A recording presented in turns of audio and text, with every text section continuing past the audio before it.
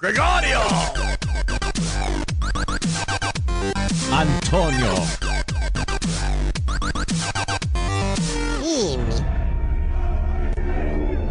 Hey, yo, what's up out there? Ice Cube. How may I sit? That is not good. Get ready to experience the thrill of a lifetime. If you somehow find this offensive, just don't listen. But my guess is you'll be sticking around. Let's do this. It's going down, Jack. Hey, it's Larry King welcoming you to the Opie and Anthony Show right here on Sirius XM's satellite radio. Oh, this is good radio right here. Y'all are cooler than shit. It starts funny and then gets very uncomfortable. One of the most popular radio shows in the world. Radio journalism at its best. Hello, kids. It's the Opie and Anthony Show. They swear and they're vulgar and they talk about awful, awful things. That's what you like, isn't it? Very flavorful. Yay. That's what you like, isn't it? Please welcome Opie. The show is twisted, I'm telling you. Who's enjoying this shit? That's what you like, isn't it? Anthony I want dick crisis. I love when girls go through that. I'm here for you, ladies. Remember that. That's what you like, isn't it? and Jim Norton. If a pussy could talk, it would say, die. That's what you like, isn't it? Everything you are about to hear is real.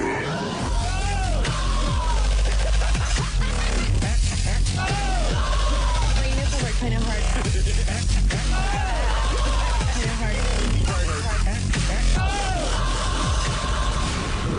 Good morning.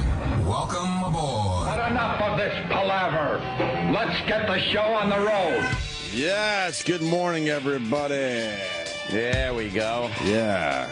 Open for business, as they say. If we were a little fruit stand, we'd be open for business. I shouldn't. I meant like maybe a hot dog stand, vegetable stand. Fruits and vegetables. All right. Wow, we got a lot to do today. We got lots of guests, but we got to do our business before that. Anthony Weiner's a creep. His sexting broad is a pig. She's a fucking rat. What else do you need to know? A pig rat. She's just a pig. I don't know why. She was on Howard Stern yesterday, and good for him. Yeah. You know, he got a nice little exclusive there. But I don't know why he fucking treats this broad with, like, kid gloves and was all in with her. She's a fucking pig. She is a slob. She's a slob. I mean, the word slobbo was made for her. Yeah. And now she's in the paper going, well, I'm going to make an X-rated movie about it now. I'm going to do a photo shoot outside Anthony Weiner's apartment. She's a slob. She really is. And I wish Howard would have called her out. And she fucking, I heard her on the news this morning from the Howard Show. It was a clip from Howard's Show. And she's saying shit like, he wants to make it sound like he's got the perfect marriage. Right. Well, you know, I know that he's a little fucking rat bitch. You little rat bitch. Right, man. Fuck her. And your little slimming dress doesn't help. You're a pig. She has a horrendous fucking body. And she's a so rat. horrendous. She's a rat. Fucking family of rats. One of these pathetic broads that, you know, thinks now she's going to be famous because of what she did. There's a million broads like this that have come and gone. She'll have fame for a couple more weeks, and then so long you'll be fucking sucking dick under a bridge somewhere. Look in the fucking... I so wish Howard would have called her out. Google it, you dummy. She's fucking a dime a dozen, these bitches, these whores that make the news. Where's the Perkins waitress? Remember her? Yep. Not really. Yeah, what happened? Exactly. Not really. She's hateable. She's hateable. Yeah, I mean... Snitch. Well, Anthony Weiner's hateable, too. I'm not, you know, I don't want to get too far away from what a fucking creep he is. He's fucking not quitting, though. You know. Oh, God. And, I mean, according to the interview, he was coming like 5 times a day. He was calling this broad like 5 times a day. Nice. You can't have a mayor that's coming 5 times a day. Dehydrating himself. Right, Jesus. Coming. He wouldn't be against the soda ban. He would need as much soda as possible to rehydrate. Fuck. Yeah. This world's crazy. And then that fucking weirdo's on TV saying he's not dropping out of the campaign. Oh, no, he's yelling at people. And I think that's the greatest thing ever because I want my entertainment. Yep. He was yelling. He was I yelling. love it. He's like, you know, a lot of New Yorkers wake up in the morning and they have tough days, but they don't quit. It's like, well, are you really trying to equate jacking off? Jacking off. Jacking off like that? We all jack off. Well, of course, but Mr. Mayor shouldn't be... it was his lying, anyway. That was the big thing. Of course. It's more about the lack lying. of judgment. Well, you know. he put out two things yesterday. One was an official thing, and then the other one, which we got as well, is him just yelling at people that he's not quitting. Just yelling. He rolled up his shirt sleeves. He rolled up his shirt sleeves and was like, all right, I'm going to tell you the deal now. And then this pig is wandering around New York trying to get anyone to interview her. Just to take her picture. Fucking... Please don't take your clothes off anymore. It was horrendous. I want to see a porno of her. I want to see that horrid body. Really? Just being slammed by some fucking Anthony Weiner look-alike porn guy. But she's doing a fucking photo shoot at a beach thinking she looks good? Hey, no! With her big grandma bottom, that Frederica Bimmel body that she's got. Oh, yeah. Yeah, she should go rub some fucking sunscreen on her back and just go, oh, yes, exactly, yes. Who fucking finds that hot? Get the fuck out of here. She might do a little extra because she's such a fucking disaster. Look at that bottom. Get out of here. Oh my. Yeah, that's not a good swimsuit. No, and then she's got back fat. Yeah, look at the rolls. That's popping through the horrendous tattoo that she's got on. Come on. I fucking saw some... I fucking hate these guys on Twitter. It's the White Knight. Saw a couple of them last night because I was on her Twitter, and of course I fucking did something. And then there's a guy that's like, you're beautiful and smart. Just you do what you think. And I'm like, yeah, you White Knight. Shut up. She ain't gonna fuck you. Oh, those guys are the worst. They got to jump on. They're the. She's my sister. Don't hurt her. She's my sister. They're not sister, but they treat her like she's like my sister. They want to treat him like they're. Meanwhile, they just want to fuck them. Of course they do. Or they want to they want the girl to fall in love with them. Right. Shut up, you fucking dummy. They are the scourge of Twitter. Oh, good. I hate this chick. Yeah, she is fucking hateable for that, just because she can't, like the other girl was a hooker, like Ashley Dupree was a hooker. Yeah, right. Spitzer fucked a hooker, so you kind of know what you're getting into when you fuck a prostitute. Right, like you're playing a different game. But Dupree came in here thinking she was going to be this huge star. After what happened, nothing. She's got a little gig at the Post or whatever. It's like no one gives a fuck, and no one's going to give a fuck about this pear-shaped broad in another couple weeks. Dude, I love when fatties wear that dress. It's the dress where in the middle there's white in the middle of the dress in the shape of a skinny girl. Right. The dress like that. And then to the outside it's black. Like you ain't seeing this. Right. Nothing to see here. Right. So it's fake lines. It's fake lines. It's like so you're the best part think she's skinny? Well, the best part is when they make believe their waist is up near their the middle of their belly. So that makes them look slimming. Yeah, it makes it look like their gut is hips. Right. What the fuck is that? You can't do that. It's hilarious. It's like you painted a fake body on your dress. Right. Did anyone see her walking around yesterday? No. She must have came in right around the time we were leaving. Yeah? Because I didn't see her. She was here while you were here. Yeah, she had. Oh, really? She was on Howard's. Howard Maybe was went live. late. Right? I don't know. I didn't see the broad. She was here like 8 o'clock, I think. Yeah. Really? No scuttlebutt around the hallway that she was here. Was she hoping she could suck some dick around here? Suck a little cock? Was she hoping to suck some dick after the interview? I didn't talk to her, so I can't deny it. Right. Did she take the secret Howie Vader? No, because there was an extra in all those TV shows last night. They were waiting out back. There was the footage of her leaving the building. Right. Did the building's security dog lick her snatch when she came out? You know the dog they use for sniff out bombs in the trucks downstairs? Right. Did the dog lick her snatch? That would have been a good one for extra.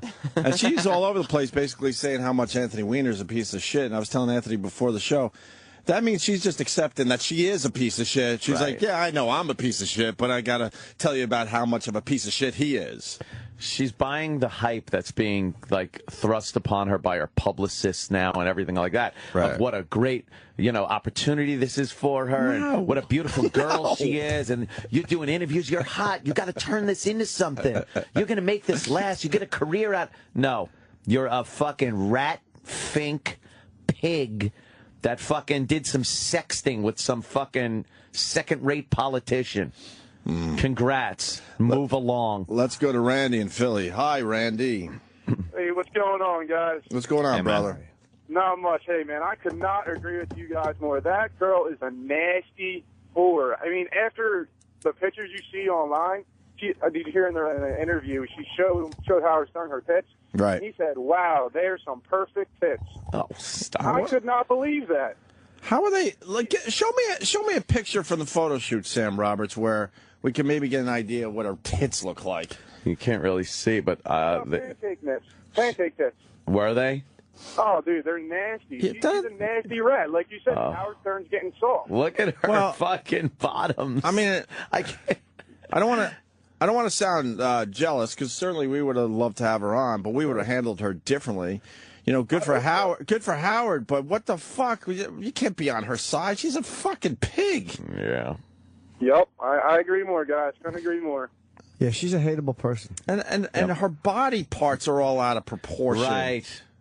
Like, maybe if she had bigger boobs to kind of balance out the bigger fucking ass. She's getting them, she said. Her manager said she's getting them. Those tits are horrendous. Look at She's frolicking. Her manager said she's getting 36 horrendous. bigger tits, good for business. Bigger tits, good for business. Yeah, it's good for business. I like how her bottoms are cut on that fucking thing. Yeah, way up high. Really nice. Yeah, but the leg holes don't even go high up on the hips a little bit. And she's got to cover up the belly button. Yeah, it's up to her belly button. I don't know about you, but I like a swimsuit where you can fucking see the belly button. Exactly. Yuck. What a fucking pig. She'd be a fun fuck, though, that frump. Oh, she'd give you a good dumpy fuck. Yeah, you would get a good dumpy fuck. I'm telling you, get a good fuck out of that. No, I said, the disasters tend to give a little extra. We understand all that. That would be good. Just bend her over the bed and fucking watch that ass. Watch the ripples of fat go. You'd probably feel bad after, but she'd milk your dick. It would be literally like there's a little farmer's hand in her vagina going. She puts on a little straw hat. Milk your dick. She would milk it. She's horrendous. Yeah, don't get me wrong. I'd probably jab it in her. Oh, God, in a second. I hate her so much. She's just this cunt rat. She is. This fucking cunt rat. Oh, cunt rat. Anyway, Weiner he made an official video yesterday. Oh, he certainly did. Sometimes people say to me, this campaign is pretty rough. You may want to quit. I know that there are... With the music. Oh, God. God bless America. Who buys this shit? There's good politicians and there's bad politicians. And I don't mean like morally or ethically or work-wise. I mean good at it and bad at it. Right. The ones that are good at it, you listen to them and you don't get the impression that they're trying to fool you and fuck you over. They are. But you don't get that impression. Sure. Then there's the ones that put the dumb music and say the things that they think the American people want to hear. Right. And they have no sincerity. They don't believe it. But it's just done so badly. It's like a hack. It's like watching a hack comic and a good comic. I can't do it anymore. Yeah, I hate politics, and I hate just about every. But no, I hate every politician. Oh, they're the worst. They're all full of shit. They're all full of shit. Newspaper editors and other politicians that say, boy, I wish that guy Weiner would quit. They don't know New York. They certainly don't know me. Quit isn't the way we roll in New York City. We roll. We fight through tough things. We are a tough city. There are people all around New York City who get up in the morning. And that... I was just talking about this with someone the other day. We're a tough city. I think every city in America is a tough fucking city. Well, we're a special city. New York City's special. We're tougher than other places. That's so stupid. We fight through adversity here. Yeah, exactly. But every other city they just run naked through the streets and give up. Right. They lay down and let themselves get fucked in the ass. Every city's tough. It's a tough city. It's all this horse shit that it means nothing. Yeah, we're New Yorkers. We're a tough city. Are we? If I was running for mayor of Los Angeles, I'd have given up by now. But Philly's not a tough city. Boston's not a tough city. Cleveland. Those places, what? What happens there? How about the D? Detroit is a very tough city. Detroit would kick New York's ass. Oh, are you kidding me?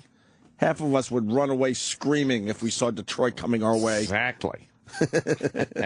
We're a tough city. I hate that city. shit. And Weiner's just as tough. But I don't like the way he's trying to lump New York in with him being tough. Like, yes. This is nothing to do with New York being tough. Right. You know, New York doesn't quit, so I'm not going to quit. No, they want you to quit. No one really quits, you idiot. New York fucks fat girls.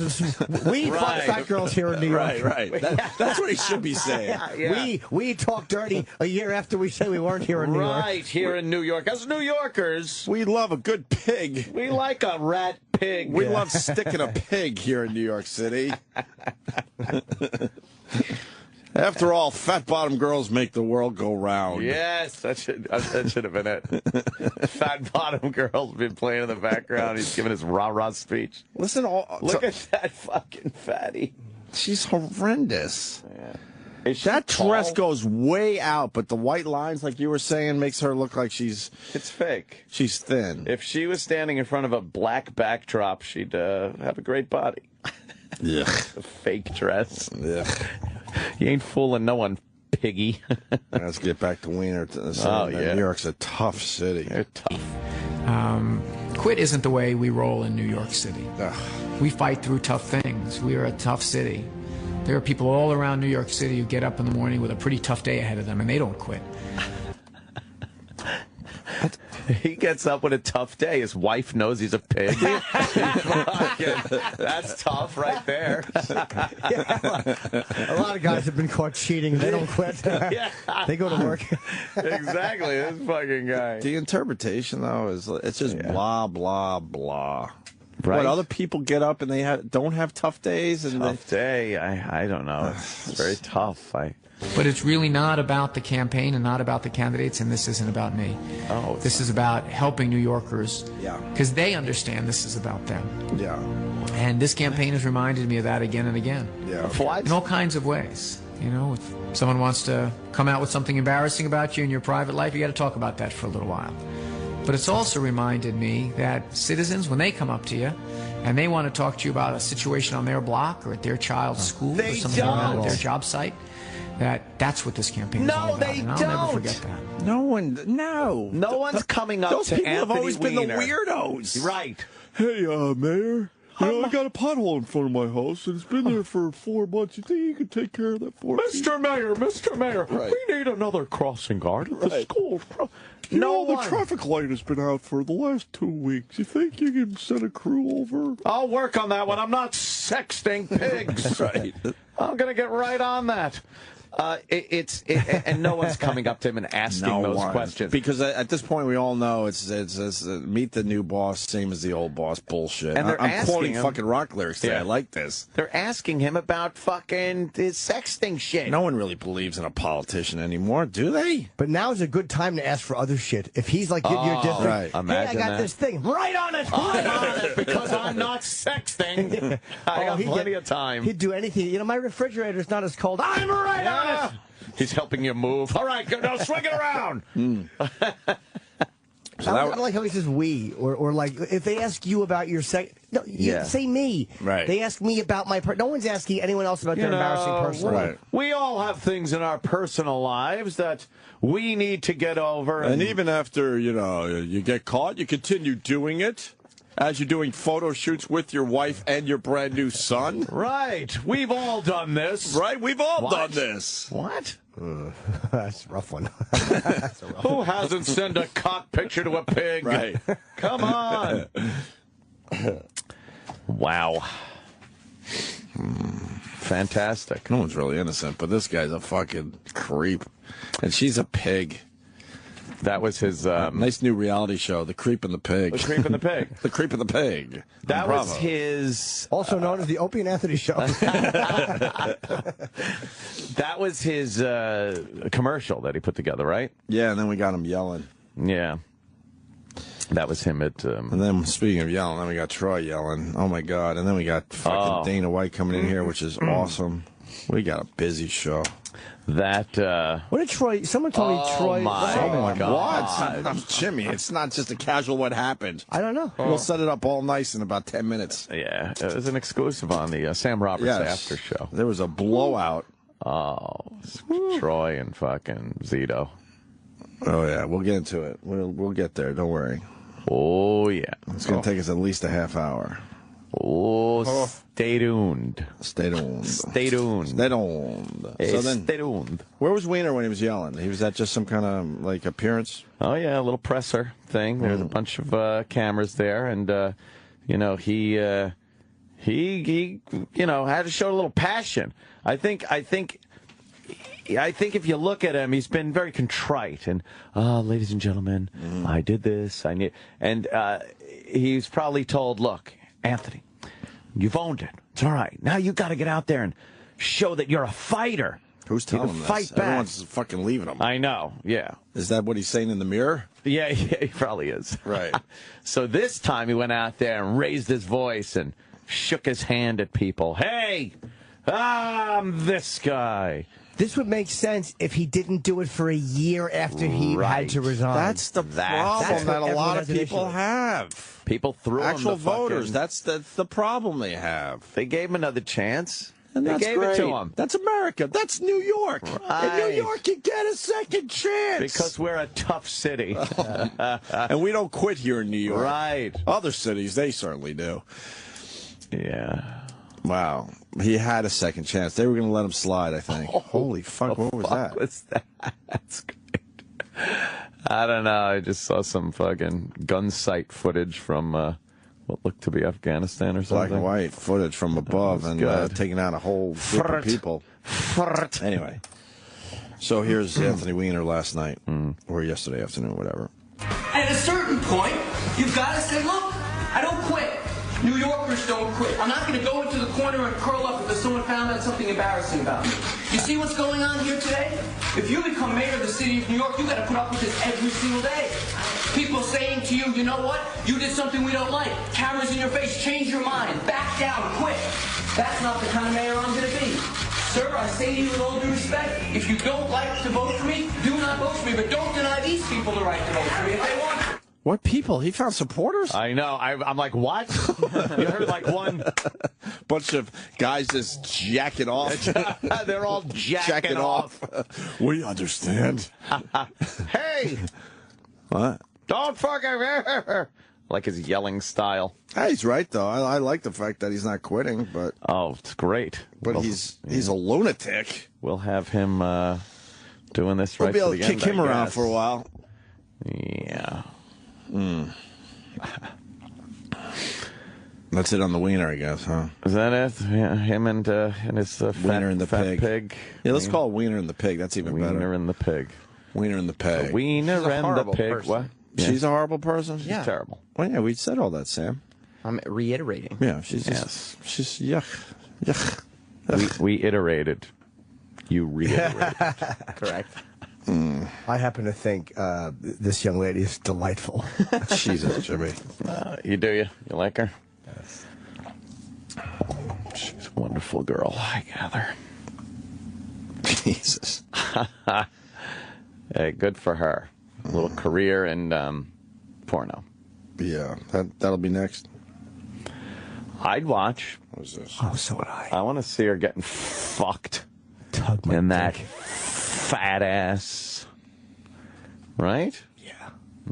So you're making her sound like she's a beauty queen. She's she's just. She's just a regular girl, but there is something very sexy about the fact, like a regular average girl. I don't think she should get new tits. She wants to drop 10 pounds. Let her drop 10 pounds. We don't need new tits. I'm sick of new tits. Drop 10 pounds. No, I'm saying like whatever she needs to do. She needs to drop like 30. Oh, she ain't that bad. No. She's bad, dude. No. I'd give her a good 10-pound spanking. Clown posse in studio for the first time. Got Let me just say, you know what I'm saying? Just, you know what I'm saying? You know what I'm saying? Shit, you know what I'm saying? So, you know what I'm saying? You know what I mean? And you know what I'm saying? It's the same old story, you know, shit, you know what I'm saying? So, you know what I'm saying? You know what I mean? Can't go. I guess it's from yesterday. Yeah, videos online. Someone. Someone put it all together. All the, you know what I'm saying. All the, you know what I'm saying. I didn't notice. He said that a lot yesterday. Not too much. I don't think. Okay. A few times, so then they're making it look like he said it a lot, I guess. I think they're just doubling up some of the. They're like 4 or 5 times. I listened to ICP ruled. ICP on the we after liked them show. yesterday. I listened to him on the after show also. Apparently they walked out and then walked right back in. I told Liam you got to bring him back to do the after show. Yeah. And that was good. And then all hell broke loose.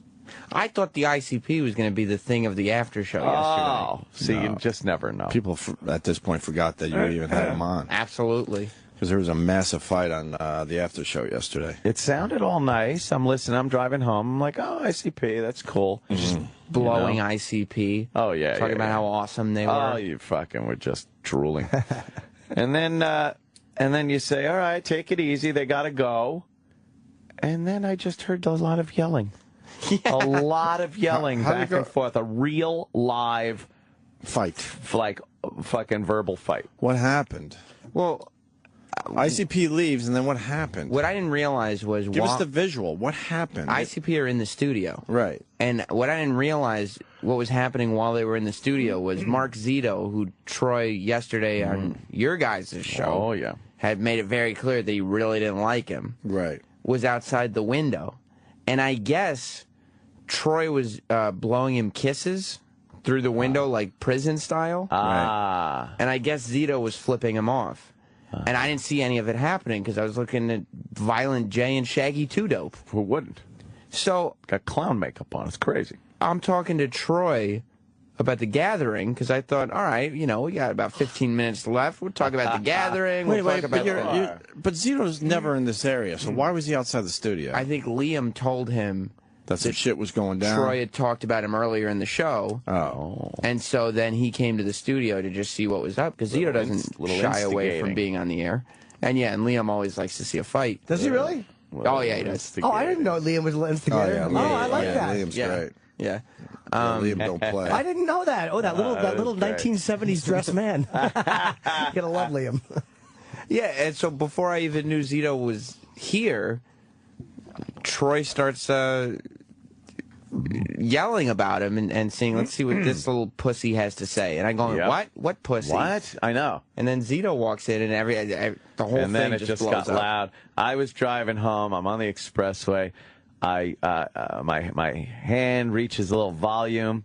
Click, click, click. Crank it up a little. I kind of shook my shoulders to get back in my seat and just smiled. I'm like, nice. What a great drive home this is going to be. This is what radio was made for. This is entertainment. This is what Marconi meant. Exactly. I was so happy to hear hatred on the airways, just people fighting. How did it start? That was it. I heard a ton of shit from listeners, who were a lot of feedback from listeners. Yeah. But I have never gotten as much feedback from anything that happened on the after show from people in this building. Well, they don't even know you're doing it. Yeah, they barely know you're on the air. I didn't think they did. Yeah. But everybody knew yesterday. The first, of course, was a text from Anthony Cumia before the show was even over. I did. That just said, "This fucking rules!" Exclamation! I was driving home. I'm like, "This fucking rules!" I was so happy driving home. Well, let's get into it. Let's play the tape. Do I have it over here? No, I have it. Oh, I got the other part. I got part 2. Right. Because then Troy went on Ron and Fez because... Oh, boy. Because then Fez felt unsafe or something. I don't know. Well, we'll get into that part. Let's get the first part over with. Yeah. There's a whole story that's going to take a little time. So you tell me when to stop. But people were saying, how did it start before this clip? Right. This clip is the start. That's the start. There is no... And Insane Clown Posse had already left. Yeah, but 30 seconds ago. It went from 0 to 150 in a second. And what nobody knows yet, was Troy and me met a girl at the airport in Montreal. Oh. And we were talking to her or whatever. What? And we were telling her what we did and everything. We were like, you got to come up and check out the studio. And just kicking it, you know? Right. So this girl shows up yesterday. What? And she showed up, I don't know, she must have thought she was in Bizarro World, because she walked into the studio, and I'm sitting there talking to the Insane Clown Posse. And then these two giant men in clown makeup leave the room, and the next thing she knows, Troy and Zito are inches from each other. Brawling. Was she hot? Yeah. Wow. Good thing she didn't come in earlier. Looks like. Yeah, right? Yeah, why do you fucking save all this shit for your show? Well, she wasn't on the air. She was coming in because, you know. So you met a girl at the airport? Just cool with this? Well, I handed the ball off to Troy at that point. That's how good looking he is. Like, he picks a chick off in another country in an airport, and she shows up. She shows up. That's right. Yeah, she did. I need tattoos. Wow. And she's Troy's also not. Troy's face on your face. And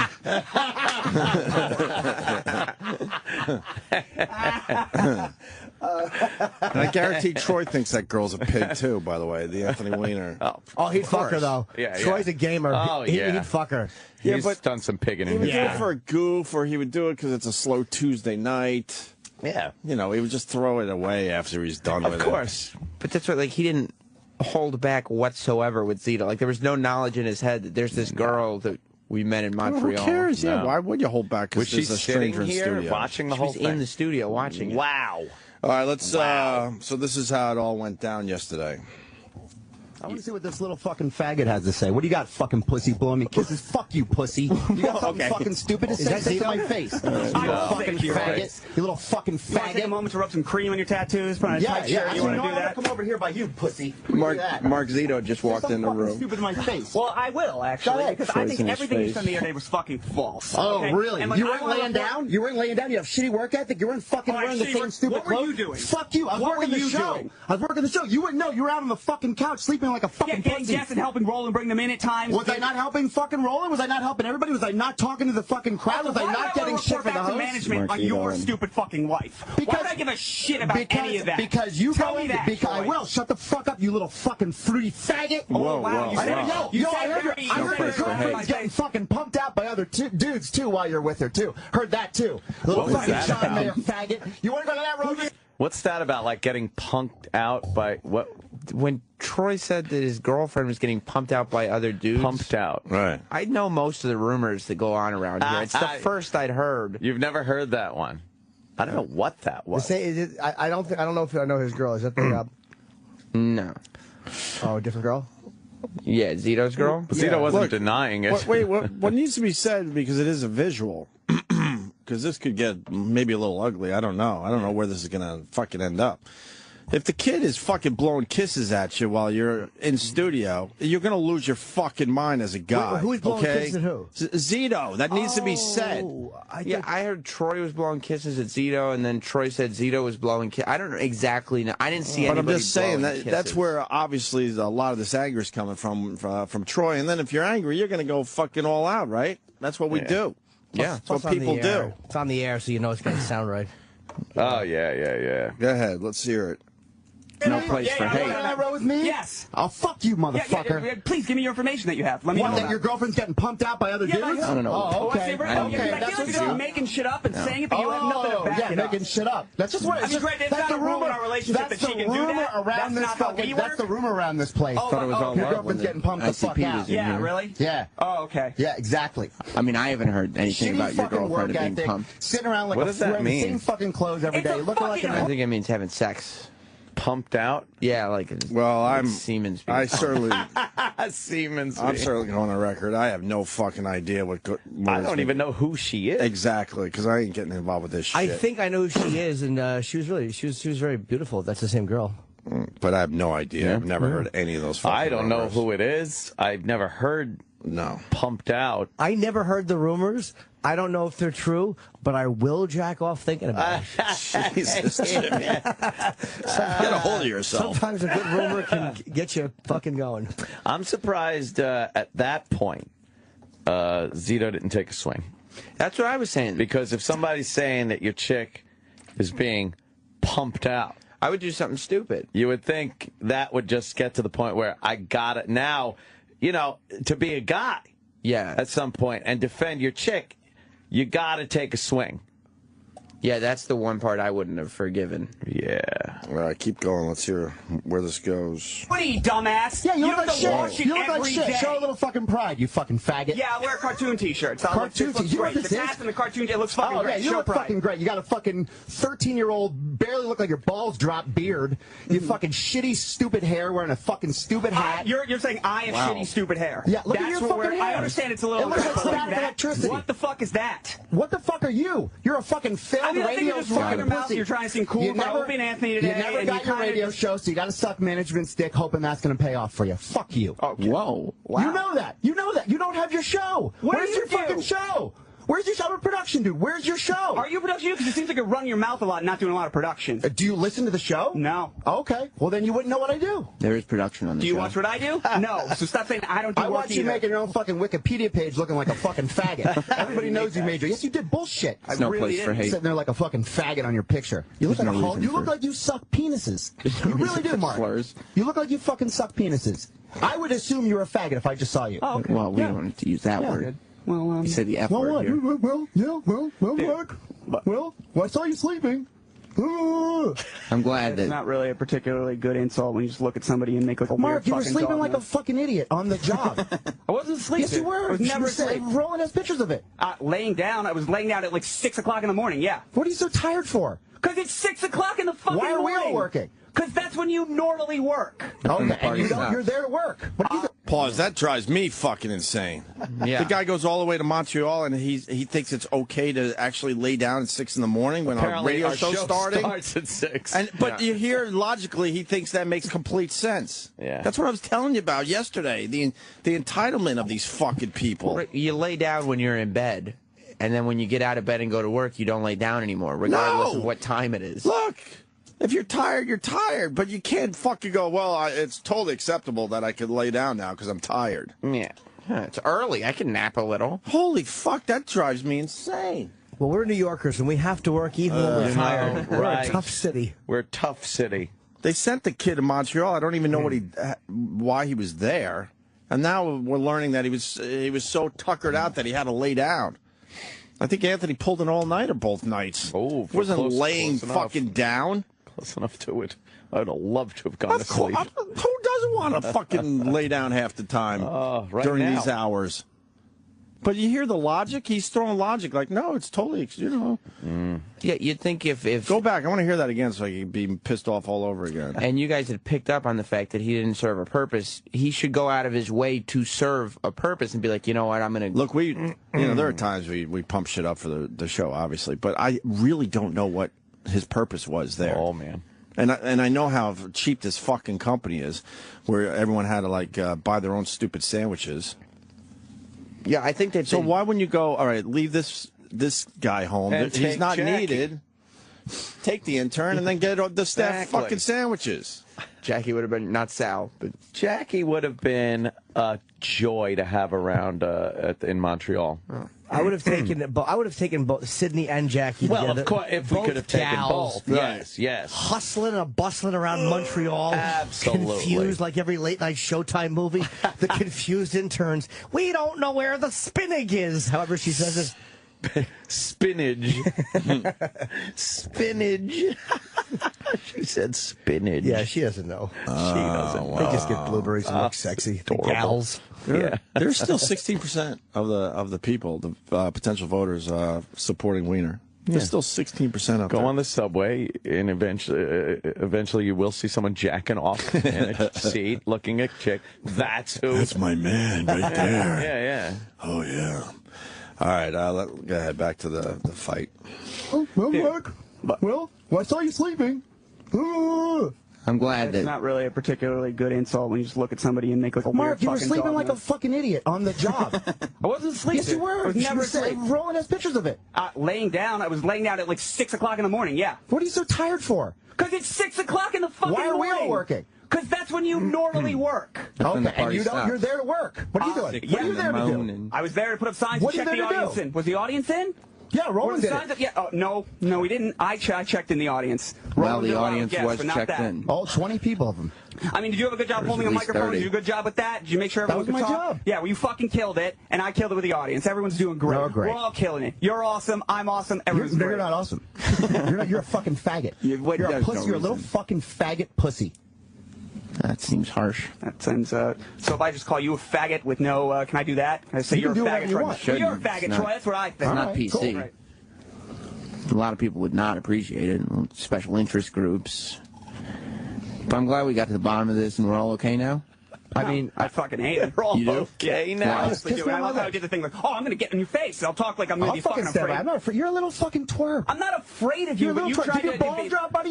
Get your fucking hand away from there. What are you going to do? What are you going to do? What are you going to do? Okay, you're right in each other's face like a and psycho. shouting. You're not going to do shit. I'm not going to do shit. We're in a fucking office. I'm not going to like... Let's go downstairs. Technically, it's a studio. You really studio. want to go outside and fight? Yes. This is insane. I will fight you right now. Over what? Just because you're a fucking dick-sucking faggot. That's a hate crime. You shouldn't fight him. That actually is a hate crime. Well, then I'll go... If you hit somebody because you're a dick-sucking faggot, I'll fight you because you're a pussy. You shouldn't fight him. I don't know why you wouldn't want win to do that. a physical fight. You wouldn't want to do that. No, Troy, because you're obviously... Neither would I. Because I will fucking annihilate you. You're a fucking crazy psychopath. Yeah, I understand exactly. that. So you better watch what the fuck you fuck you say. Well, you better not run your mouth about me. I'll run my mouth about you whatever I fucking want. I'll run my mouth about your girl getting pumped the fuck out. I don't know shit about that. I don't know if that happened. Fuck you. Fuck you. Where's the venom coming from? He's trying to sound cool on the radio. I know what he's trying to do. I get it. He's trying to... I don't know. He sounds very angry. You have no idea how to sound cool on the fucking radio. What happened to your show? What happened to your show? When fucking disappeared? Because nobody gave a fuck about it. We got out of college. I don't have a show, dude. Exactly. That's why you're sucking everybody's dick to try to get a show. Where is it? Actually, my job has nothing to do with being on the radio anymore. Right. You don't want to be fucking Mr. Wizard on the fucking radio. Radio wizard? What? You want your own show. Stop trying to act like you don't know what I'm talking about. Dude, I mean, obviously it's nice to have a radio show. That would be good. It is. But I'm not like running around here sucking everyone's dick to get a show. You sucked on the air. That's why you don't have one. Sometimes stuff like this happens. It's awesome. Look. Here's the thing. No, there's no thing. Yeah, there's Fuck the thing. you. I don't know where your fucking hatred's coming from. You're acting like a fucking moron, just yelling at me because I understand you think I look like an easy target in order to look cool in front of Opie and Anthony. Guys, where does look at me. where does the hatred come from? I got tight shirts. I'm fucking a bunch of girls. Because I'll tell you why. Because he was trying to fucking butt his nose in everybody's business on that trip, trying to take back information. Remember, you and I were talking, and he'd be like, "What did you say? What was that? What were you saying?" You were sitting at the table. Yeah, and you were like, "What are you saying? What is that?" Your implication that we were talking to back to management. We were talking to the van. Insane. Bullshit. You suck management's dick. Everybody says that. Not literally. Not literally. No. Well, then that means I'm not a dick-sucking faggot. Well, no, you suck dick. Maybe not their dicks. No, I don't. You do. You're a homosexual, bro. I don't. Well, I mean, whether that's here or there, you can't hate him for being a homosexual. I don't hate him for being. I hate him for being a little fucking slimy fucking worm. That you could hate him for. I've never done anything slimy to you. That's why I don't understand where this is coming from. I just saw you being slimy. How did you see me being slimy? I told you. By asking you what you said? Yeah. That's not slimy, you fucking moron. That's just not being able to hear. That's not slimy, you fucking moron. Meanwhile, your girlfriend's getting pumped the fuck out. Yeah, you have no information on that. Bullshit. You have no information. Could you pause that a second? I love how I love his answer. Zito's answer to that. You have no information on that. What are your sources? Yes, I neither confirm nor deny. Well, he's kind of a nerd. That is so he's fucking he's funny. Kind of a nerd with his comeback. He's like, yeah, your girlfriend getting pumped out. Hey, now show me the paperwork. But to Zito's credit, he did not pussy out. No, he didn't. No, not at all. He kept it at the point it was at. There was no escalation, yet he did not back down. No, Zito, he definitely, I would have to say, he argued better than I thought he would. Not knowing him that well. Calling Troy a moron. Well, it's not over that. He got in. But I'm just saying, like, listening to it, you don't feel like, wow, he's getting massacred. You feel like Troy's talking more, but it sounds like, all right, well, Zito's hanging in there. Yeah, he is hanging in there. He's hanging in there. Definitely. In there. Everybody laughs about you. No one's fucking laughing about my girlfriend. Behind your back. Goddamn Behind idiot. your back. Who said that? Everybody. Yeah, who said it? No, big man, who said it? Everybody's instigator. No, give me, come on, give me something. Let me know who said it. I'm not, get your fucking feet off, you fucking pussy-ass faggot. Uh-oh, his feet are back on. Oh, he's playing with his shoelaces. He's pulling. Don't rip his shoes. I didn't rip them. I just pulled them. I gave him a fucking... Most certainly did just rip them. No, I didn't. Oh, if you broke it, you bought it. Are you going to make it pay for your shoes, Mark? No. He doesn't have the money. Oh, you shit. do. You're fucking money bags.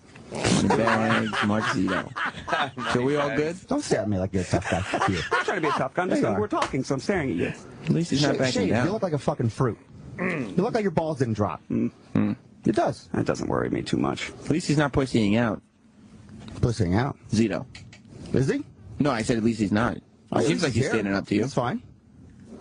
Okay. I said everything I had to say. I don't like you. I don't have to like you. End of the story. That's good, and I think you're a fucking asshole, so I guess we'll just carry on with our lives now. Good. Great. It's very strange that this all popped up without... There doesn't seem to be a direct catalyst. No, he just, like, decided this. Did you catch a direct catalyst, Jackie? No, he just kind of came in. Yeah. I didn't know. Because he's sitting out there and I'm fucking blowing him kisses. You blew him kisses? Yeah, because somebody's like, Troy was talking a bunch of shit about you today, and I was like, oh, interesting. So I wanted to, you know... Yeah. You didn't say it to my face, so I wanted to come in and tell you to fuck yourself to your face. He's so hungry for airtime. He is? That Why? Of course he's going to stand in here. Because he thinks he's the next fucking radio god. I don't think I've actually never commuted anything. Are you applying for Kid Craddock's job? Because if so, it's in bad taste to do it this soon. I understand. You're really good at mocking my actions, Troy. You are. You're a winner. Yeah, so are you. Mars, you've never, ever helped technically on the after show before. What on earth are you doing in here? Ran across a few technical issues back here. I need to take a look at. He's just screwing mic stands together as Zito and Troy stare off. That's kind of gay. You're doing like some gay things. I mean, which is fine. I know. But you were insulting me for being gay. I just wanted to see blowing kisses and showing me your crotch. I'll show you what it's like to be fucking gay. You will? You're gonna fuck me? Would you? That seems weird. That seems kind of, I'm just saying, if you want to fuck me, that seems... You would? Like Deliverance? You want to prove to me that I'm gay by fucking me. I'm going to prove to you what a little fucking woman you are. I need to be fucked like a woman. I'm going to prove to you that you're a little woman. Shut up! I'm going to prove to you that you're a little fucking woman. You want to fuck me? That's what you said. But more like, not as romantic, more like a prison scenario. No romance. Like a prison scenario? No romance. Okay. No romance. Okay. You're a little fucking fruit. Like you trade him for a pack of cigarettes? You're a little fucking faggot. And you better hope I don't run out into you outside of this place. Oh boy. So this is insane. Okay. This is I just don't understand why you decided to get so angry today, and then when I came in to say it to your face, I'll say it to your face. I'll say it to your face here. I'll say it to your face down there. I'll say it to your face everywhere at your fucking apartment. What do you think of that? Okay. Okay. You know where I live. I do know where you live. As a matter of fact, to a mouse. I know it. I know exactly where you live. Oh, this is threatening. And you want me to be waiting for you by your fucking apartment? Fucking go for it. Don't go. You shouldn't go to his house because that's like stalking. You can get charged. I know where he fucking lives. Sam, the voice of reason. You can't go to his house just because you know. If he wants to fucking push me in that direction, and let's see how fucking tough he is when we're outside the building. You can't beat Troy in a physical fight. No. I can't either. Of course not. Okay. That's insane to think such a thing. Well, I'm glad he's significantly larger than me. I'm glad that's... Plus, he's... But I don't like his intimidation tactics. He's got a little crazy in him. Oh, definitely. Not that that's a bad thing, buddy. You know me and you are bros. Don't look at me like you want to fight me. I see some anger coming over here, and I'm saying, today's ICP day. It's all about love. Whoop, whoop. But then Zito came in, and it turned south very, very quickly. I didn't even know he was out there. You just started getting very upset, and I go, why is Troy screaming? Yeah, it's fine. I'm good. Are we back on, you guys are back on good terms then? No. No. From you either, Zito? No. Did this come as a surprise to you after Montreal? No, I mean, I never thought we were close. Were you picking up on these vibes there, or maybe not to this extent? Not to this extent, yes. But, See, the second I thought you were a snake in the grass, that's when I thought we're not cool. Okay. But, I don't understand why you would think that. I told you that. I get it, but what I'm saying is I don't understand. You're digging too hard for little information that you know you can take back to the bosses and present as fucking... What would I be... Hey, bosses, Troy likes to fuck a lot of girls. That's weird. Like, what the fuck? I think a lot of girls. We have to... From what you said... Lots of dudes like to fuck my girl. You have something to say. Lots of dudes like fucking my girl. Yeah, you have... We have to actually make room for Ron and Fez. But I'm going to do the responsible thing as a professional broadcaster and have you guys leave the room separately. So that's necessary. I do. I'm not going to be responsible. Do you have a live read or no? No, I do not have a live read. Would you like to leave first, or Troy? I can't have you guys in the room at the same time and then sign off. Well, this is Troy's home base, so I will leave first. Very classy. Thank you for stopping by, Marc Zito. Always a pleasure. Good time. Yeah. Oh, you bet it was. All right, don't start this thing again, Troy. We're on a great positive note. Liam, things didn't go well. Things did not go well. Fuck you, Troy. Oh, he snuck in one. Troy? Yeah. Always a good time with you, buddy. It's all fun. It is all in good fun. Ron and Fez are coming up next. We'll see you tomorrow. Goodbye, everybody. It sounded like good fun. Jesus. Wow. How funny would it be if that whole thing E-Rock got fired because he chimed in with the live read? Yes. He felt he was hurting sponsors. Wow. That fight got very serious and very silly as well. Man. It's like a dumb schoolyard argument. Like two guys just fucking, my dick's bigger. The best part of that whole thing was Troy Kwan saying that he would fuck Marc Zito. Right. I don't think he really would. No. I don't know. I think he might. I think he might just to show him. Might. Just to show him. Troy's in his own little world. I think he just might. Depending on his mental state. Yes. At a given moment. What are the comments saying on this video? Let's see. What are the people saying? What's the top comments? Why'd you go past that? Yeah. Holy shit, why did this happen? It's in the description. I'm going to miss Troy Kwan. Rockstar is hiring. Rockstar. How about... Oh, I'm not going to read that one. Why? Oh. Yeah, okay. Look at the puppy on Fox and Friends. They don't want to leave during this. It was after our show. It's after our show, you fucking idiot. What is this? An attempt to see how many douchebags you can squeeze into one room? Oh, who do we have? Sam Roberts. Just one douchebag. And we got Sam. I would say Marc Zito's a douchebag. Sam. Yeah. So then, Troy has a tendency to be a douchebag. He had my favorite. Mark had my favorite line though. What am I going to tell management? Troy likes to fuck a lot of girls. That made me laugh. That was a good one. I think he was useless in Montreal, but he certainly held his own in that fight. Yeah. Then it's continued on Ron and Fez, I guess. Oh boy. Did it? Oh boy, did it ever. Fez wasn't happy about it. Fez was not happy. Oh, probably. Okay. He went on the air and said he didn't feel safe. Well, why? I don't think that's silly. Troy's gonna. In the end, that's silly, right? Yeah. I mean, obviously, you could say what you want. I mean, obviously, people would be offended by what Troy was saying, but to feel not safe. Well, let's hear how it went down. I felt bad for every gay person in the building today. The people at OutQ, Seth Rudetsky's here to do his show today. Hey, let's not out people. Fucking Ronnie. That's why he's the best. It's so goddamn funny. Hey, let's not out people. So fucking quick. Fucking Ron. He's outing people. Oh, he's the best. Oh, God. Why is he taking... I felt bad for every gay person in the building today. The people at OutQ, Seth Rudetsky's here to do his show today. Hey, let's not out people. I don't think his family knows. All right. Troy wants to come in? Yeah, that's what I heard from the booth. All right. Oh, boy. Troy's more than welcome to come in. I think it would be very, very tough to see if he would keep his job. I absolutely agree, but for some reason it's okay to throw this word around 50 times. Here comes Troy. Fez, Jesus.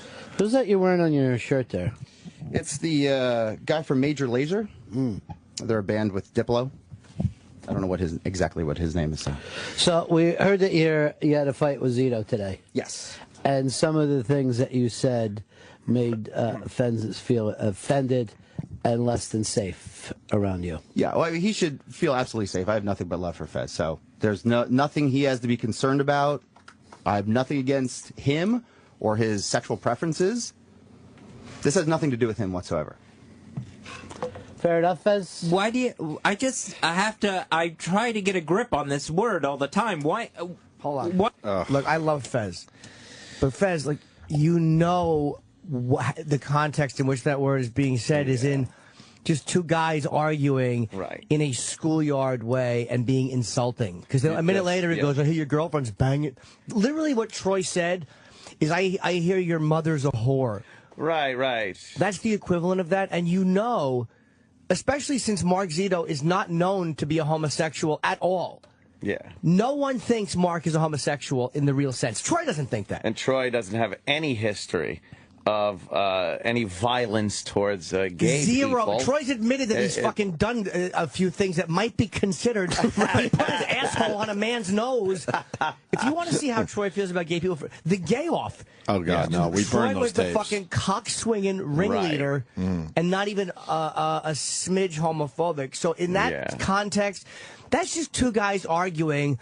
And, yeah, faggot has become unpopular because in politically correct world, it's seen as this terrible word now, like, and it's not a nice word, but it's not like fucking, it's not being used against a homosexual in the context of a hateful argument, and everybody listening knows that. Yeah. So you come on, Fezzy, you know better than that. Like, you know the difference between him doing that and then him going, hey, you're gay, Fez, you're fat. Like, there's a big difference. And Fez has been around this world for a very long time. And he's been he around should Troy. understand this.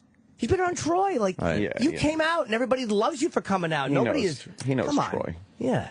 Get a grip on this word all the time. Why do you have to do that? But I don't know why it's so offensive at this point to just throw that word out there when it's not. I mean, if I was because directing you're not gay, but you don't get it. But if I was directing it to you, I can understand that. I can understand it, and it's a way that guys hit hard when in a verbal fight with somebody, and you want to question a heterosexual man's sexuality. That's where you go. That's what we've done as kids. That's the way it goes. But do you think, I mean, all right, I understand stupid, not knowing any better kids, but as adults, should we be doing that? But I mean, at what point it's like you're going to censor? Oh, boy. Oh, boy. Would it have the same meaning if, like, you know, you're having a fight with a gay guy and you start screaming, "You're straight! You're straight! Why don't you go fuck a vagina? You're straight!" Yeah. So maybe, I mean, Fez has a point slightly, but, I mean, you got to understand the whole picture, though. I mean, God. You really do. And really, the only argument that gay guys have ever had about using the word faggot is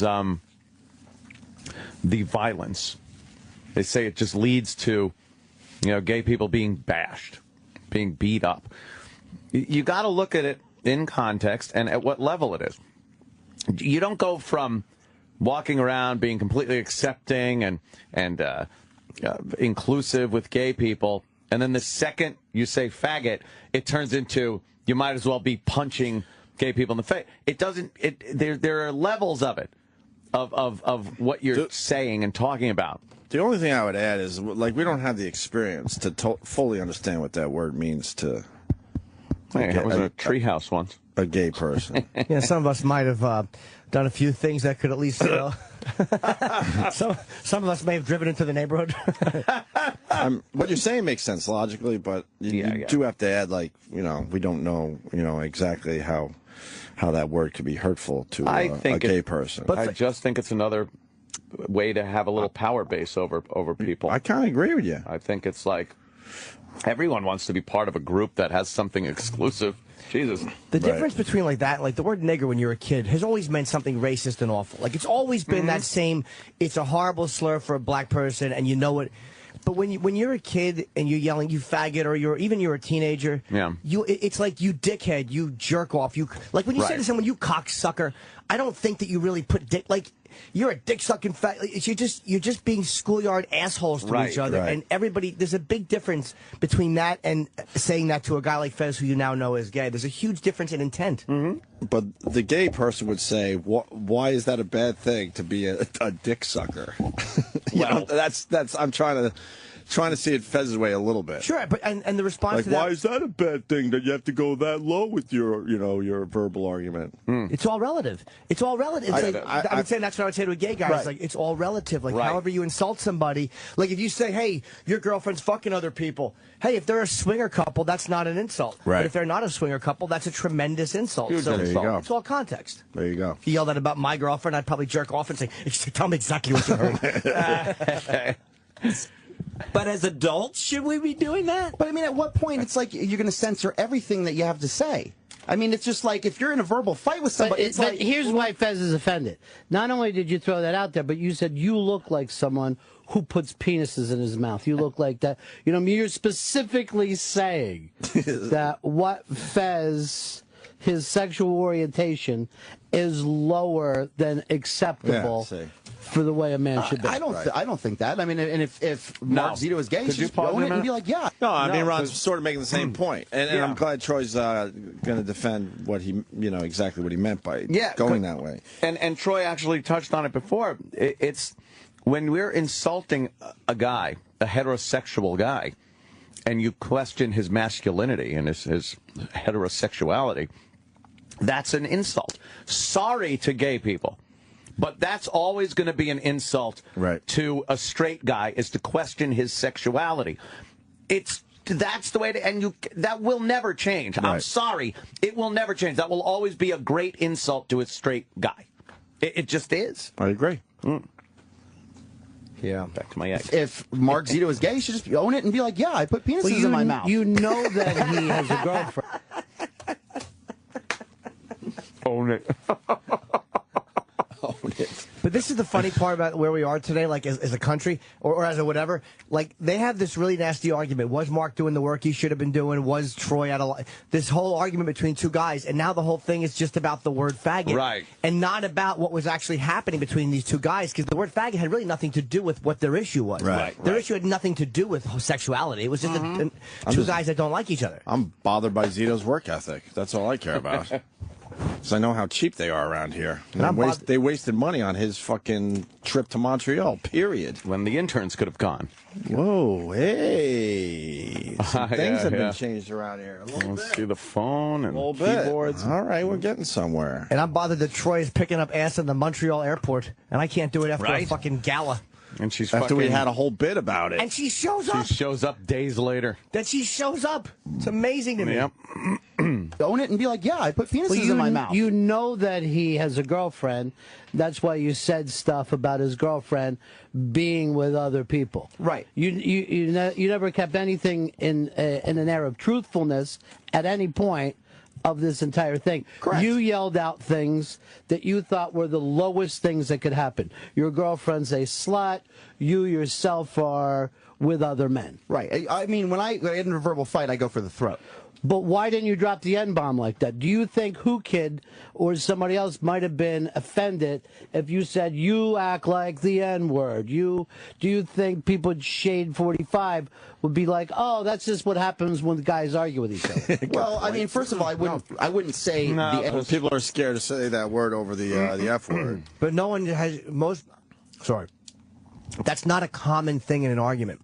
Like, you've never argued with your buddies, white guys, and said, you nigger. Like, that would be so out of context. Like, what the fuck? Like, no one could say, yeah, I've heard that a million times in arguments between my friends. Right. Faggot is something that is just one of those things that you've heard a million times with your buddies. And there's a big difference. There is a difference, yeah. It's not a good enough insult for a guy that isn't black to use the black atomic bomb word. I was thinking more if you were in a fight with a black person, would you? Well, that's would just you go there. But that's just like. Would you be brave enough to go there? I guess is what I was. But Troy isn't catching with Ronnie's statement there. But Troy isn't using the word faggot to a gay guy. Right. He's not. So what Ronnie's saying is, would you say that to Who Kid? But would you say no? But it doesn't make sense. It doesn't apply. No, but what Ronnie is going off the fact that Troy says when he's in an argument he goes for the jugular. So if you're in an argument with a black guy, would you go for the jugular and start throwing that word around? But that's the jugular. But if he was in an I argument thought it was with a pretty good guy, question by Ronnie. It's not. If he was in an argument with a gay guy, would Troy Kwan call him a faggot? I don't think he would. We probably would. If he was arguing with Fez, he might not. He probably would if you're No. going for the jugular. You think if he got an argument with Fez, he'd bring out Fez's sexuality? Yeah, if it got too heated. I don't think so at all. I think so. No, I don't think Troy. I think would if you do go that. for the jugular, you go for the jugular. You're not. Your filters are completely gone. I think Troy. I don't think Troy would do that. Did he name Zito's girlfriend, or did he name anybody? No. The point I'm making is, even though he was mad, he still had a weird He knew where he was on the air, and he knew what he was doing. Going for the jugular, like for real, like between two guys off the air. Then he wasn't going for the jugular for real. Then he's being dishonest there. Well, I'm Troy just saying that he wasn't going for the jugular. Right. He's not. He was hitting hard. Naming Zito's girlfriend. He's not naming people like, yeah, well, you know, 'cause that's the fucking lid coming off. So he didn't do that. So I think if he was arguing with Fez, I think he'd have enough common sense to not yell, "You fat." Oh, I don't think he wouldn't at all. Not even. I don't think he'd come close. I would give him a little more credit than that. When you're arguing with somebody that you know is heterosexual and you want to take a jab at his manhood, that's what you do. And if you know, and there have been instances where I've had discussions with friends of mine, white guys, and you do drop the N-bomb because. You know, you're like, oh, you're not around. There's none around. But that's, you know, there are instances. Or because you land on a home alarm commercial. Right. I think, but Ronnie was, I don't know. Because Troy set it up by saying he was going for the jugular. That's where Ronnie's question's coming from. That's all. Yeah, I think, even though I understand why Ron said that. So now we got to define going for the jugular, I guess. Well, I think Ron just asked him a question that didn't apply because that's like saying if Troy said I went for the jugular, to me what Ron asked is the same as going, well, you go for the jugular. If Zito's girl walked in, would you kick her? But like what? It's just a different scenario. But if he's having the fight with who, kid, just because he's black doesn't mean he's, you know, the N-word. So he could easily go, well, you're a N-word. Wouldn't that be similar? It wouldn't be the equivalent because what I'm saying is a lot of black people would admit there's, you know, the famous Chris Rock bit. There's black people and there's niggers, yeah. He wouldn't. I don't think he would do that because he didn't say faggot to a gay guy. And again, the intent That's the most important part. is hugely different. Right. It's weird, man. Exactly. Like naming Zito's girlfriend, naming this, to me would have been the equivalent of that. Like that would have been, like I said, the lid coming off. Fucking nothing held back. But he did have a filter. Just because you go for the jugular and you try to be hurtful, it doesn't mean that you're a reckless psychopath. Now, Ronnie asking why Troy Kwan didn't call Zito a nigger. Like, why wouldn't you just throw that word out? Well, no, he was saying Shade 45. I know. He was basically saying, look, if you had a fight with a black person, would you go that far? Was he saying that? But I thought so. That's where this is where I'm coming from. But my point is, and just because a black person in the studio doesn't mean he's the N-word. No, but it doesn't even. But if you apply went to this there, argument. it would piss off a black guy, right? Yeah, but that's a whole nother story. Like, but it's going for the jugular. Well, I think that's Ronnie's point. Well, he could say go for the jugular. And if you're arguing with a straight guy, that's the jugular. When you're in an argument with a straight guy, you say faggot, that drives a straight guy You crazy. fucking say your girlfriend's fucking other guys. That too, okay? Too, right. But if you're having a fight with a black guy, saying the N-word, well, that's would drive him nuts. Well, yeah, but that's a different argument. I don't know than how this. different that really is. It's different because that's the real deal. You're calling a black guy nigger, that's bad.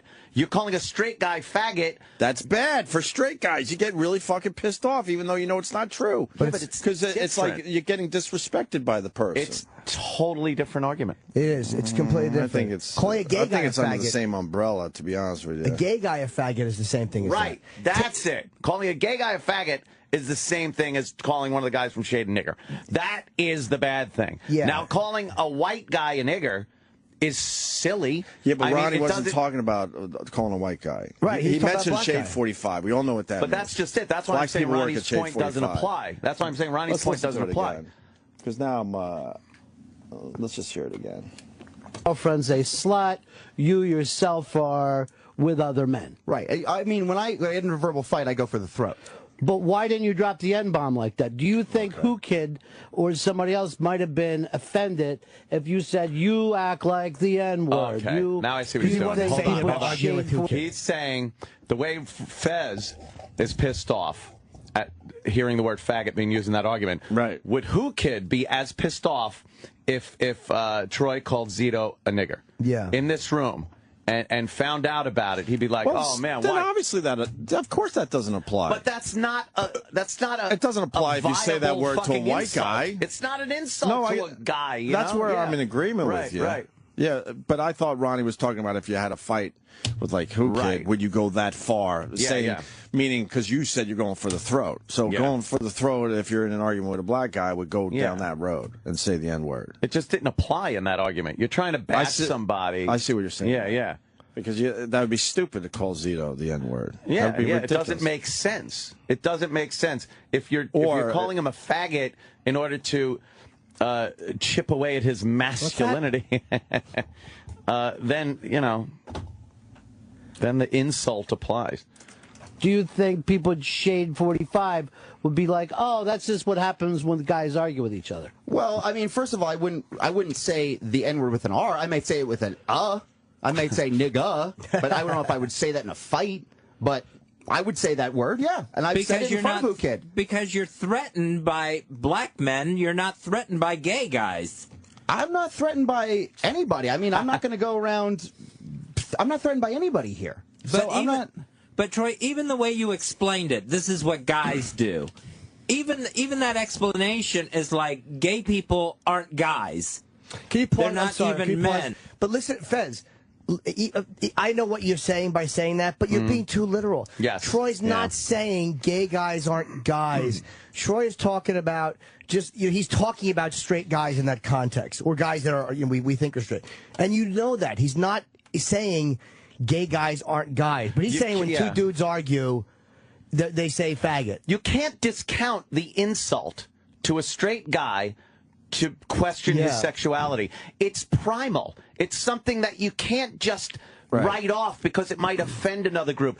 But you also can't make it this bigger deal than it is. Right. And I understand Fez would be very offended by that.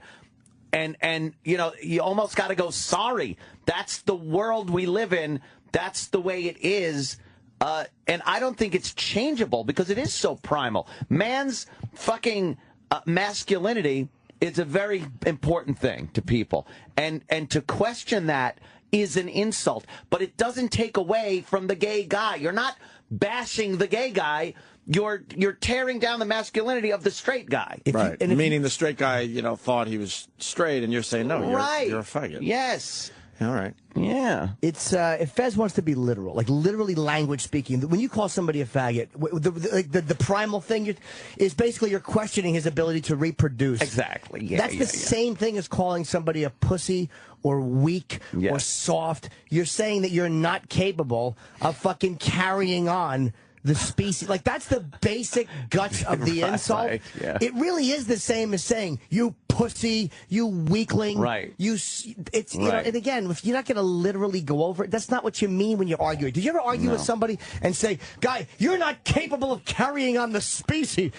I mean, you're not being that fucking literal. You just, Yeah. That is you're right. That's the primal insult in it. It is, and it'll always be there. I'll go back. If you're arguing with a black guy, would you go that far? But would he say that to a gay guy? We don't know. Right. He didn't say it to a gay guy. So we don't know if he'd say that to Who Kid in an argument any more than we know if he'd say faggot to Fez in an argument. Right. He might not. But you're assuming all black people are ends then if you say it that way, don't you think? If you don't say it to a gay guy, what do you mean? But if you say black people don't think they're ends. Black people, if you argue with a black guy and you say nigger, everyone knows what just happened and what that insult is. If you're arguing with a gay guy, a known gay guy, because that's the difference, you don't always know. But if you know someone's gay and they're openly gay and you say you're a faggot, everyone knows that's a vicious, personal, but if and a straight guy doesn't want to be context. called a faggot, a black guy doesn't want to be called the N-word. Isn't it as simple as that? No, because they're not. If you're a straight guy and someone calls you a faggot, that pisses you the fuck off. So if you're a black guy and in an argument where someone's going for the throat, they call you the N-word, wouldn't that fucking piss off the black guy big time? Well, I think we know. And isn't that similar? Why isn't it similar? I'm still confused here. Because the gay guy because you're not being called an accurate slur. It's almost like. Yeah. If you're a straight guy and you're being called a faggot, that's just a dumb insult. But I think I would guess it's a lot worse if you're a known gay guy that everybody knows is gay, and then someone says you faggot. Right. Because no one black people hate nigger because it's been used to hold them down and target them, and in all honesty, they've been treated fucking horrendously for so many years. But Zito's not a gay guy, and he was pissed off by being called a faggot. So you're saying if a black guy isn't a nigger, right, then he'd be pissed to be called that. Right. It's really kind of a semantics thing there. Because straight guys have not been victimized by the word faggot. Like, to break it down, to call a gay guy a faggot is worse because gay people have been bashed and beaten up and fucking abused, and that word has been heavily tied into it the same way nigger has been heavily tied into blacks being treated so terribly. Here's a way that you can tie it together a little bit. If you were at the gay parade, let's say, and there was this and there's a very flamboyant gay guy, and he's got his dick out, and he's harassing you and your girl, and he's waving his dick at fucking just something that is very insulting. You turn around, pissed off, and go, "Hey, knock it off, you faggot." Well, gay guys would probably say the same thing. Yes, too, right? and then you get rid of her. Well, yeah, exactly. Yeah, but that would be like, all right, now I'm going to go for the jugular because I'm going to see what I see and use the worst possible slur because he's fucking pissing me off. That doesn't apply here. Because so if a black guy does the same thing and he's doing something stereotypical that people don't like, you turn around and use that slur. That stuff is easy, but I'm talking about like when, Zito is not a gay guy. Right. And he's insulted by, being called that. Yeah. So now if Zito's black and, I'm just trying to keep it very simple. I don't think Troy Troy starts would throwing have the N-word around. Yeah, if he's some affluent black guy. Because he went for the throat. But there's a different... I think that's sort of what Ronnie's getting at. Are you brave enough to call a straight guy a faggot, but you're not brave enough to call a black guy, But Ron is wrong then if that's what he's saying. In that context, because calling Zito a faggot when he's not is the same as saying, "Hey, Zito, your mother's a whore and fucks sailors when she doesn't." Like, because you're not taking something that's accurate or real to that person. The argument that Ronnie might have made is if, say he wore his hat sideways. Right. If he came in with, or he liked hip-hop. Right. And then Troy said, "You dress like a nigger." Like, if he said that, right. To me, that's a more accurate thing because he's not black and he's being called that. And it's a real, meaning is a real thing because he's actually going off the way he dressed. Then maybe, but I don't think that's what Ronnie meant. Do. Even that explanation is like gay people aren't guys. They're not even men. No, that's not what I'm saying. That's the way it came off. I have no problem with you or your sexuality. I've told you that. And if you, Fez, I say hi to you all the time in the hallway. I try to be as polite as I can. Even when we got in a little argument on the air, I still was trying to be cool with you. I don't care what you do. I don't care what you do or be or who you are. I think that's great.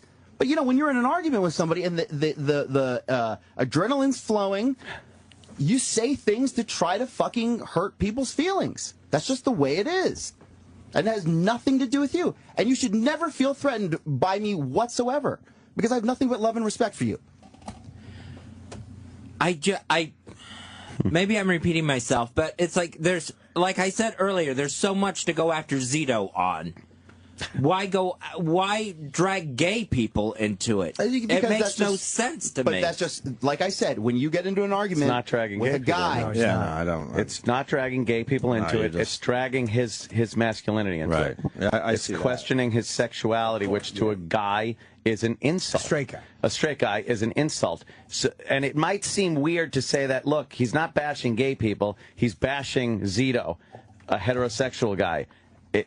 Just because you're insulting one doesn't mean you're insulting the other. It's a strange thing, but that's how it kind of works.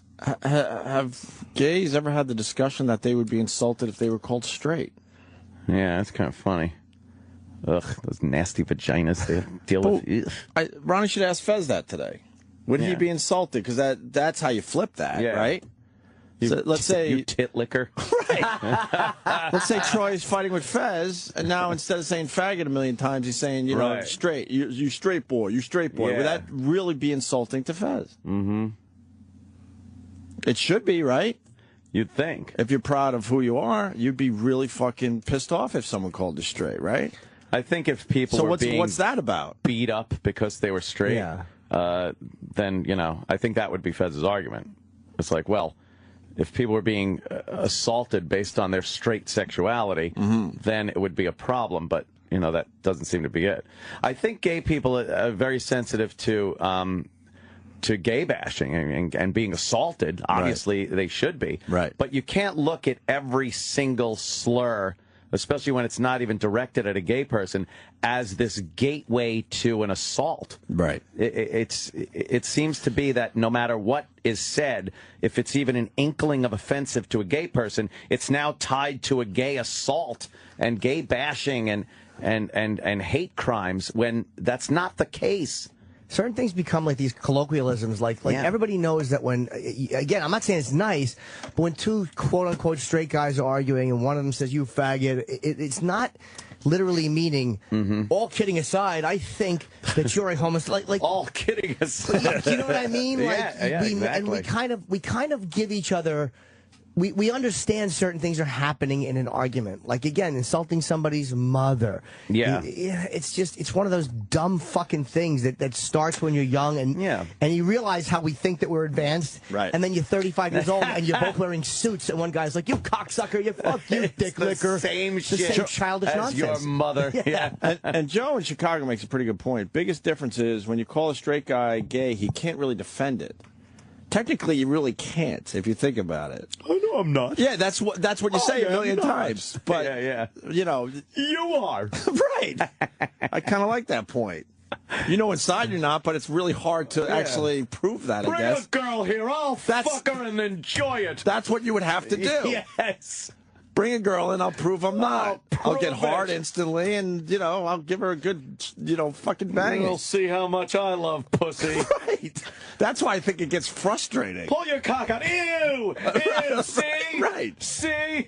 I think that's why it's so like venomous to a straight guy, because you really officially can't prove it in front of the guy. Yep. And with a guy, you question you want to hit hard. You question that man's sexuality. When he's a heterosexual man, you know that it's you know as a gay man to say to a heterosexual man sometimes it's a slap to their pride. It doesn't make it cool. It doesn't make it right. But it's just when you're going for the throat, you go for the throat. And can you comprehend that? Troy's doing a very good job here, by the way. He's saying, because he put himself in a very tough spot yesterday. He did. I'm sure there's a lot of people around here looking at him a little differently. When we pause this, and I think they shouldn't. No, but, absolutely. But that's the reality of this, and I think he's doing a pretty good job defending himself. Because we're pausing the recording and then discussing it. Right. And then we hit play again, and Troy's pretty much saying what we're saying. Right. So and that's right off the cuff with him. So, yeah, he's doing a good job. Can you comprehend that gay people, even in this city where it is pretty progressive, that since January there's been dozens of attacks on gay people, so that when someone hears that and feels like, all right, that's how people really feel about gay people. That they're targets to be smacked around when you don't like what they're doing, whether it has to do with being gay or not. That kind of affects gay people. That it sticks in a special place that it might not stick with a heterosexual person. But at what point, okay, faggots, that's inappropriate to say. So then, sissy, is that okay, or do I have to exclude that now from my vocabulary when I go after somebody? It's like when you're in a verbal fight with somebody, it's just you're going for blood, you're going for the throat. What he's saying, Fez, is that gay people are lower than straight people. Right. So this is the way to take the straight person and lower him down, embarrass him by calling him something less than. Obviously, that means... See, Ronnie's the most twisted person on this channel. Ronnie is fucking... Let's stop already. I don't know. All right. Fucking Primetime did a pretty good job of doing the same thing during the argument. Ronnie's twisted. Although in that moment, Ron kind of explained, I think, what gay people hate about it is that we know you're not saying, hey, you're a homosexual, but why does what I am have to be the insult? Exactly. It's like the equivalent of you arguing with Anthony going, you're a Norton. And me going, gee, what the fuck did I... Right. Yeah. I'm not saying that there's not a brilliance to what... it was brilliant. He summed it up. Ronnie right is there. he's summing it up, but he's brilliant and twisted at the same fucking time. And I'm on to him, man. He's the true puppet master around here. And lower him down, embarrass him by calling him something less than. Obviously, that means nobody's lower than anybody. That's what you were trying to do to Zito. There's no color. I'm going after his throat. I am doing everything I can to try to put him down in a verbal argument. Okay, so then talk about his bald spot. Talk about how I didn't know he had a bald spot, but I have to make a note of that. God. What about bald Talk Americans? about how he's constantly kissing up to manage. What about kiss ass? Wait, but Fez. Talking about someone's bald spot, that's would be very hurtful to bald people. I think that's actually worse than calling a straight guy a faggot because the bald spot is real. You really do have one. Right. But I mean, that's a tough thing for guys when they start losing their hair. Yeah. But Fez thinks that's completely okay because guess what? Fez isn't bald. Yeah. Right? Yep. So I would like to ask Fez why that's okay. There's always going to be things that other people think is okay. Well, that's they're going to be offended by something else. We've talked about that for years, and that's the world we have always lived in. And if we give in to everything, we wouldn't be able to talk about anything. And that's God's honest truth. Because Fez is saying that's not as bad to be bald, but you line up a whole bunch of bald people, they'll tell you how horrendous that is, and how they haven't been able to get girls because of it. They probably didn't get the promotion because of it. All sorts of shit happens to bald guys because they don't have hair. There's probably a bunch of not straight all of them, guys, obviously, but there's probably a bunch of straight guys out there that would suck a cock to trade for hair. You know what? So as far as the gay or bald thing goes, you know what? As long as it's not being videotaped, full head of hair, full head of hair. That's it. One time, one dick. But how one about dick, you get your hair back. How about while you're But then doing you know it? who all the dick suckers are because they're the ones walking around with the full heads of hair. Sam. Oh, Jesus. Oh, Sam. Jesus, Sam's had like 6 or 7. Sam puts him behind his cheek like a squirrel. Then you find out it's like Rogaine and you can't stop or it falls back out. So you just got a dick in your mouth every day. Wait, would you do it, though, if while you did it, you had to look at yourself in the mirror and you had to watch your cheek bulge out in the mirror? Just asking. You would just, Jesus. you could do that. If you could take really if you could also take a comb and run it through your lustrous hair as you're looking in the mirror. You're blowing a dick and you're blow drying your hair at the same time. It's like, all right. Fuck it. It's a win-win. Oh, this looks great. But Fez heard his argument there a little bit. He just threw bald guys away. Like, look, that's okay. You know, that's okay. But again, that's not okay to a lot of bald guys. He could use the argument again that bald people aren't being sought out and targeted. I understand. They should be, though. Let's be honest. Oh, absolutely. Hey, Chrome Dome. Especially the ones that do the comb over that starts in the back of their neck. Oh, should they be beaten? Yes, they should. You look ridiculous. You look ridiculous. I also think Fez is in a unique position, or maybe a very common position, of a guy who's fucking, like, not been openly gay for all these years and has probably wanted to say things. Like, how many times in his life has Fez, or any guy who's, like, you know, not out of the closet, heard gay slurs or just the word faggot and wanted to say, like, shut the fuck up about that. Right. Like, but you can't. Now he can, so. Now he can, so it's like a lot of times it's probably refreshing to just be able to speak up where you weren't. Like, Ronnie's argument about bringing a certain group down by insulting somebody else, bringing like straight guys down to the level of homosexual, that doesn't really apply. Technically, on a slide rule, it might. But I think in real world application, you're not thinking I'm going to lower him down to the level of the homosexual. You're just questioning one of the most important things to a straight guy, his sexuality. Okay, yeah, I was going to say to guys in general. Yeah, the manhood, whatever. The manhood to a straight guy. That is the hugest insult you could bestow on your standard straight gentleman. Right. It doesn't mean that you're demeaning gay guys. It's just that's how it works out for insults. No one's really thinking, let me demean the gays by putting that on you. Say this at a GLAD meeting. Let's see how it goes over. It wouldn't wash. I know. It's very... It wouldn't wash at all, right? People are very sensitive to words these days, and there are certain groups that want to make, retard is very bad these days. Right. Things like that. And it means nothing. The battle that's going on for words doesn't really help the cause. More importantly, do you think the radio wizard's searching out a penis right now? Oh boy, look at that full head of hair. Oh, well, I heard on the radio today. It must be true. It must be true. It was Opie and Anthony. What am I listening to? Just rubs it on his head. Oh, that's what they said, because I don't even listen to them. I just listened with half an ear and decided I'd suck a dick for hair.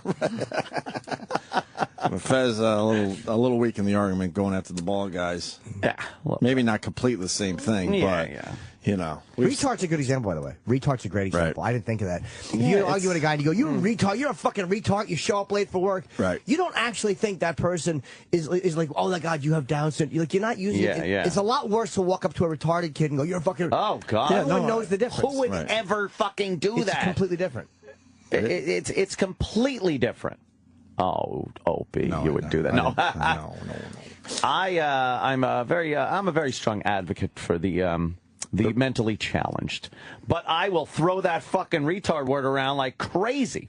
But I don't think about it like I'm hurting retarded children. But you know, now we're going to hear from the parents, and they will explain why that really is extremely hurtful. I know, because they're raising a kid with special needs. And when you take it it's to very the personal confusing. level, of course you're going to be offended. I understand that, but again, being offended isn't against the law. It's not, Well, and it it's kind of not, is these days. Yeah, right. It kind of is, and it's not a gateway to assaults.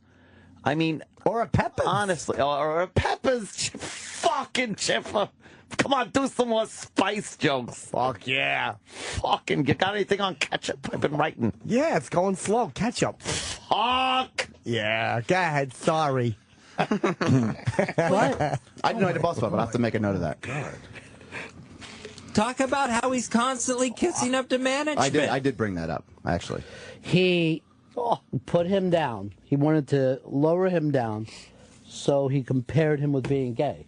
I don't get what you don't understand about. But that's I'm not putting somebody down. What I don't understand is why do that. Ron, you've grown up on the playground. You know, like you put a. No, Troy, call Ron out. I know, Ron. He's dragging your legs under a bus. Call him out on it.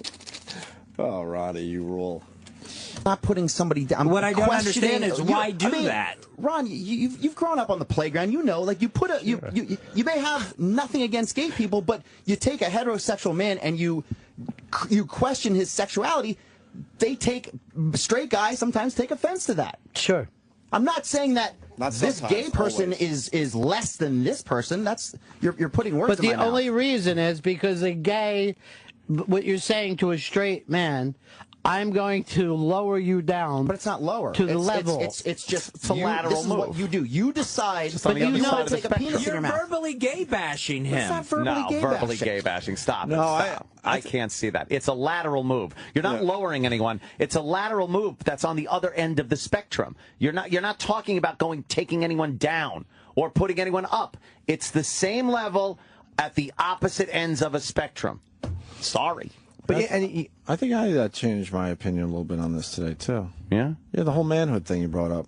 That's very good. Because I think maybe part of me, I felt like I was, making the other guy a little lower, but it's But no, I don't. I think I learned a little bit today. Yeah. Yeah. I understand what you're saying. Yeah. Yeah, he's got to make a good. The retard argument would be a good point to Ron. Yeah. It's the same as calling a guy a retard in an argument. You don't actually, because Ron is going by almost, okay, if there's a gun to your head and these are the literal translation of the words, but no, everybody knows that in common interactions that's not what we do. But saying you're a retard to a guy who you know isn't retarded, right? It's like, do you really think that he's got Down syndrome? No, you don't. But people would say that offends all the retarded people out there. Yeah, sometimes you're not thinking that literally when you argue. I don't. You're not. Exactly. Right. Why the fuck is this literal whole thing coming into play here? It's during an argument, you're going to say things, and you're not thinking that you're going to bring someone down. But how people do it when there's certain trigger words. Like he's saying something about so you can go and suck management's dick. How come nobody is saying, and why, Troy, are you implying, truthfully, that he's going to put a management penis in his... Right. Because people know he's just saying that in this... You know, that could be interpreted as people gay, know he doesn't mean it gay literally. bashing, if you wanted to take it that far. Let's get to the end of this. Verbally gay bashing him. It's not verbally gay bashing. Just calling a guy a faggot. It could be used in a a slap in the face. It's like, if you're going to take that word away from people in an argument, it's like I said, do I have to not say sissy now?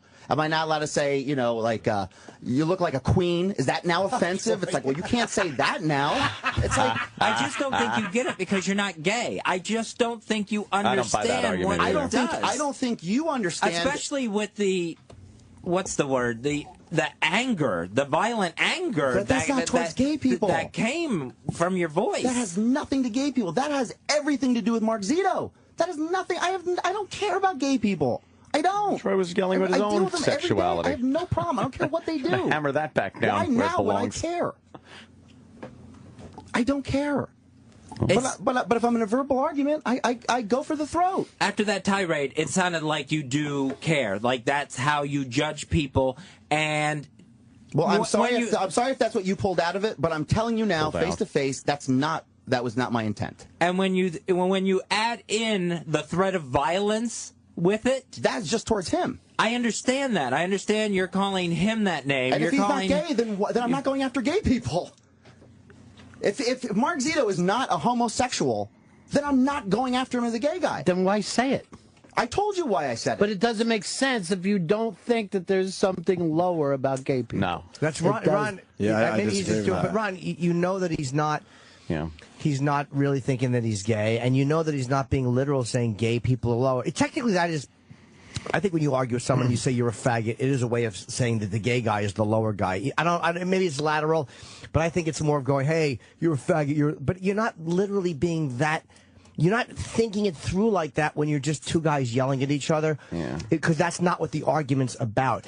Like, you know, again, if it was directed at Fez, who is gay, and he said, "You're just a cocksucking faggot," then there's a direct. Yeah, it's brutal, right? But everybody knows that happens when you argue, and it's just, maybe it's not the right thing to say. If you call a guy a little bitch, it's the same thing. You're affecting his manhood.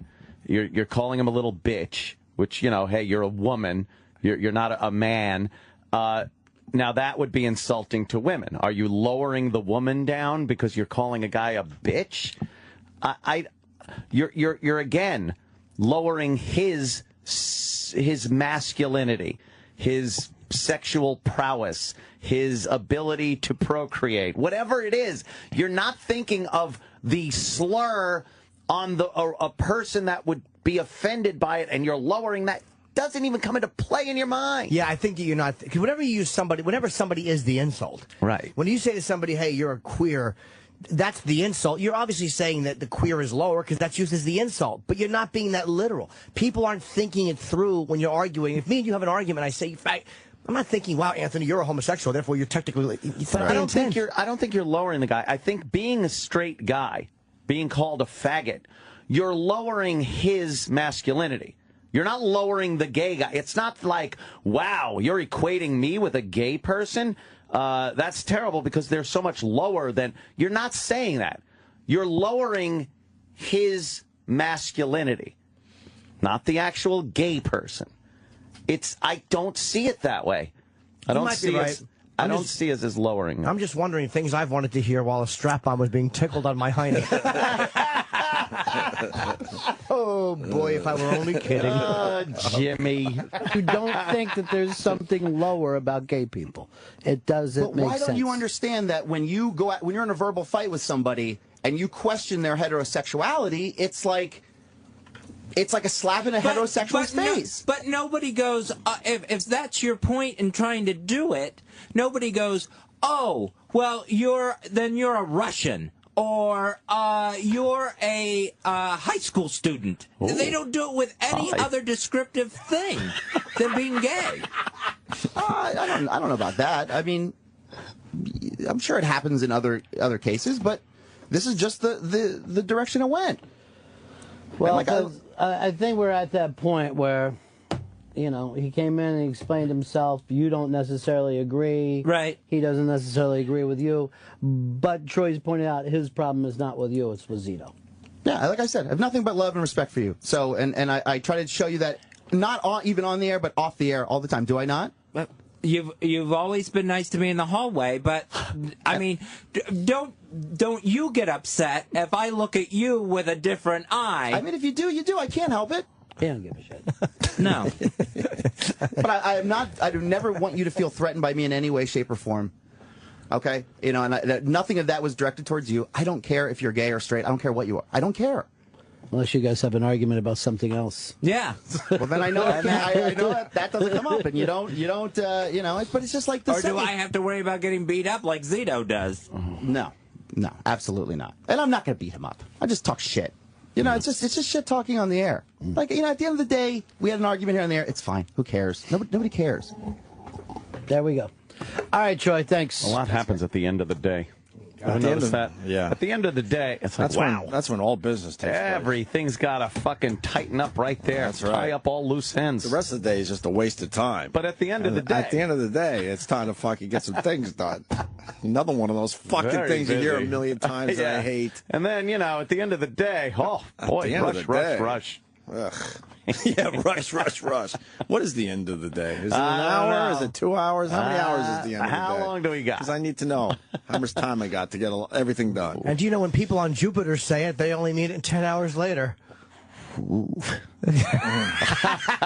that was astronomy joke. That was a very interesting hour, I gotta say. Yeah, absolutely. Very interesting. A lot of interesting points in there. I do like that we do have a good forum here to just like if you're bally that around and fucking discuss what would be the big language, speech. So you're having a fight with a gay guy.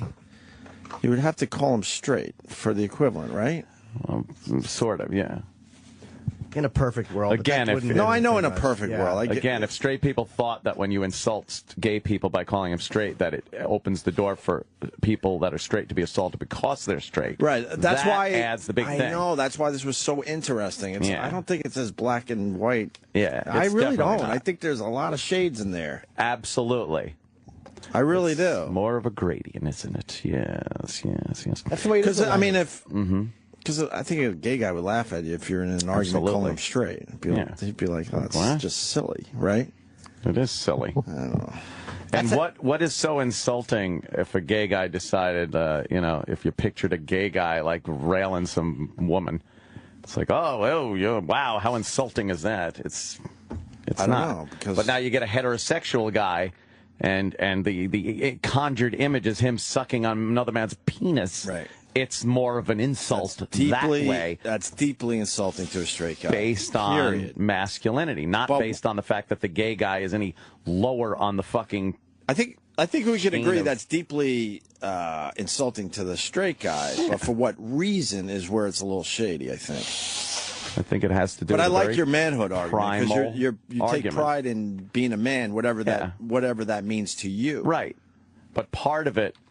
And I think to the majority of straight guys is your sexual prowess and your ability to get a girl and satisfy a girl, and that's part of it. Well, because that takes work too. So you got your skills are in question and all that shit. Yeah, interesting. I liked it. I liked it a lot. Yeah. We didn't really accomplish much, but I don't think we changed anyone's fucking. I'll tell you opinions. this much: I think Troy handled himself pretty well. Fez did all right, and I got to tell you, I fucking love Fez, absolutely. And Troy, if he gets any shit whatsoever that goes any further than just hey, I will back him up 100% on this one. He shouldn't catch anything for just using language. Because as long as we can back him up between 10 and 10:05, though. Well, I'm out of here at 10. I mean, come on, we all have lives to lead. I'll give him 5 minutes after 10 o'clock. If they want to talk to me in the save elevator. his job, right. We'll back him up as long as it's in the elevator on the way down to our cars. Yeah. Because he didn't, when we had the gay off, Troy was the one who was pushing that and having fun with it. And, there wasn't any, his behavior was not at all. No. Or when, who was the guy, what was his name? Go Harder. Go Harder came in. Troy didn't feel weirded out. No. That was the real guy. Right. And Troy did more gay shit than I would assume Fez has. You're probably right. I think you're right.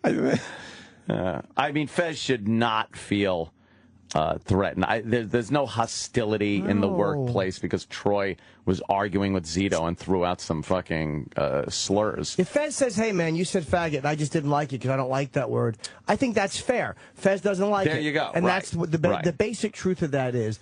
Fezzy doesn't like that word, and he's annoyed that he heard it in an argument. He's like, hey, that's kind of shitty. But it's like, come on, man, you're not threatened by Troy. You've been around Troy many times. You could even say, if you you're friendly with me and you respect me, I would appreciate if you just don't use that language or something. You could even get away with saying that, and that's fine. But then trying to make it that there's some kind of violence. Right. Rock Pup on Twitter. He writes, gay versus bald is an insult. I'm sure my father would have cried just the same if I told him I was losing my hair. See, God. See, there's also... Yeah. That's funny. And then we better move on because NYP Secure says enough already with this bit. Bit? I wish you could see the fucking phones and the Twitter feed. It's called a discussion. It's a pretty intense discussion. Enough with your sketch. Enough with that skit you did. That cute little skit. It's a skit, a sketch.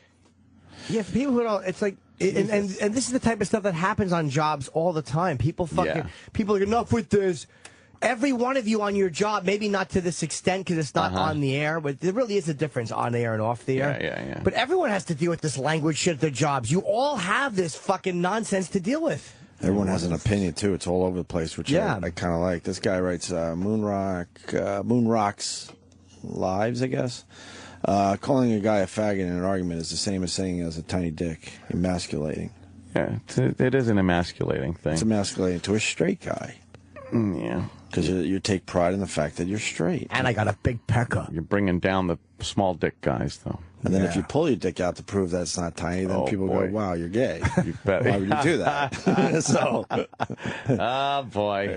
Yeah, vicious cycle, right? All right. We got a lot of guests coming on. Yeah. Mike Baker stopping by to say hi. Oh. We got Dana White. Very, very cool. We got him for what, about a half hour? He's got a very busy day of press in New York. Dana. Of course, the owner of UFC. Well, he's one of the three. Yeah. Yes. And Anna Gunn. I think people know that. I don't know why I just said that, but just in case they don't, I guess. And Anna Gunn. Cool. Yeah. Skylar. From what? From Breaking Bad. Yeah, I gotta start watching that show. It's fucking great. How many episodes am I behind? You're a few seasons. Just a few? Yeah. Knock that off in a weekend? 5. 5? Fuck.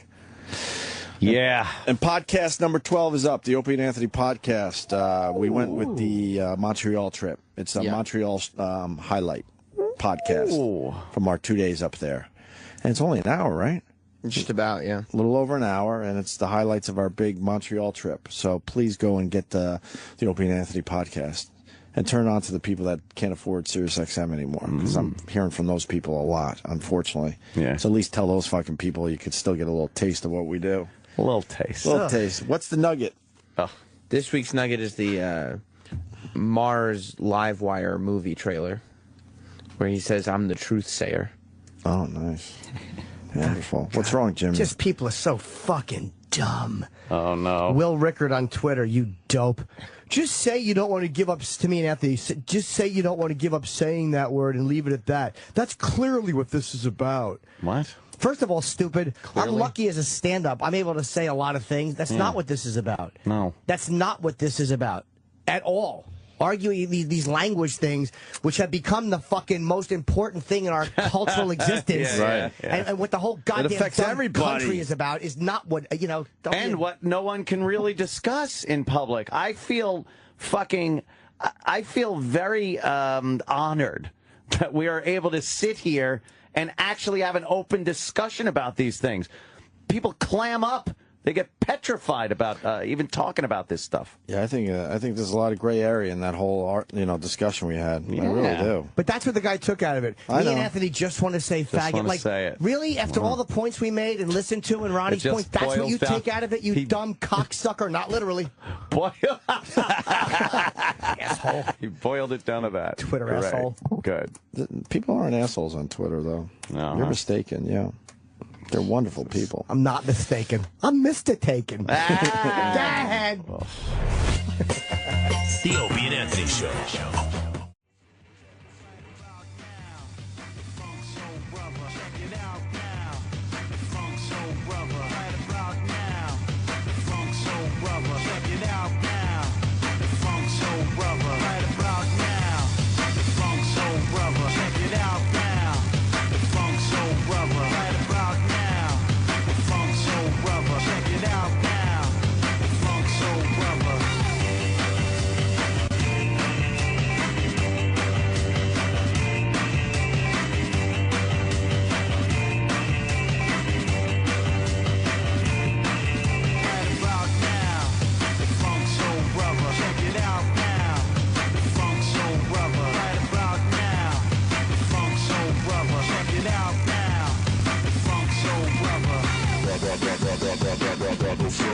Fatboy Slim, 50 years old today.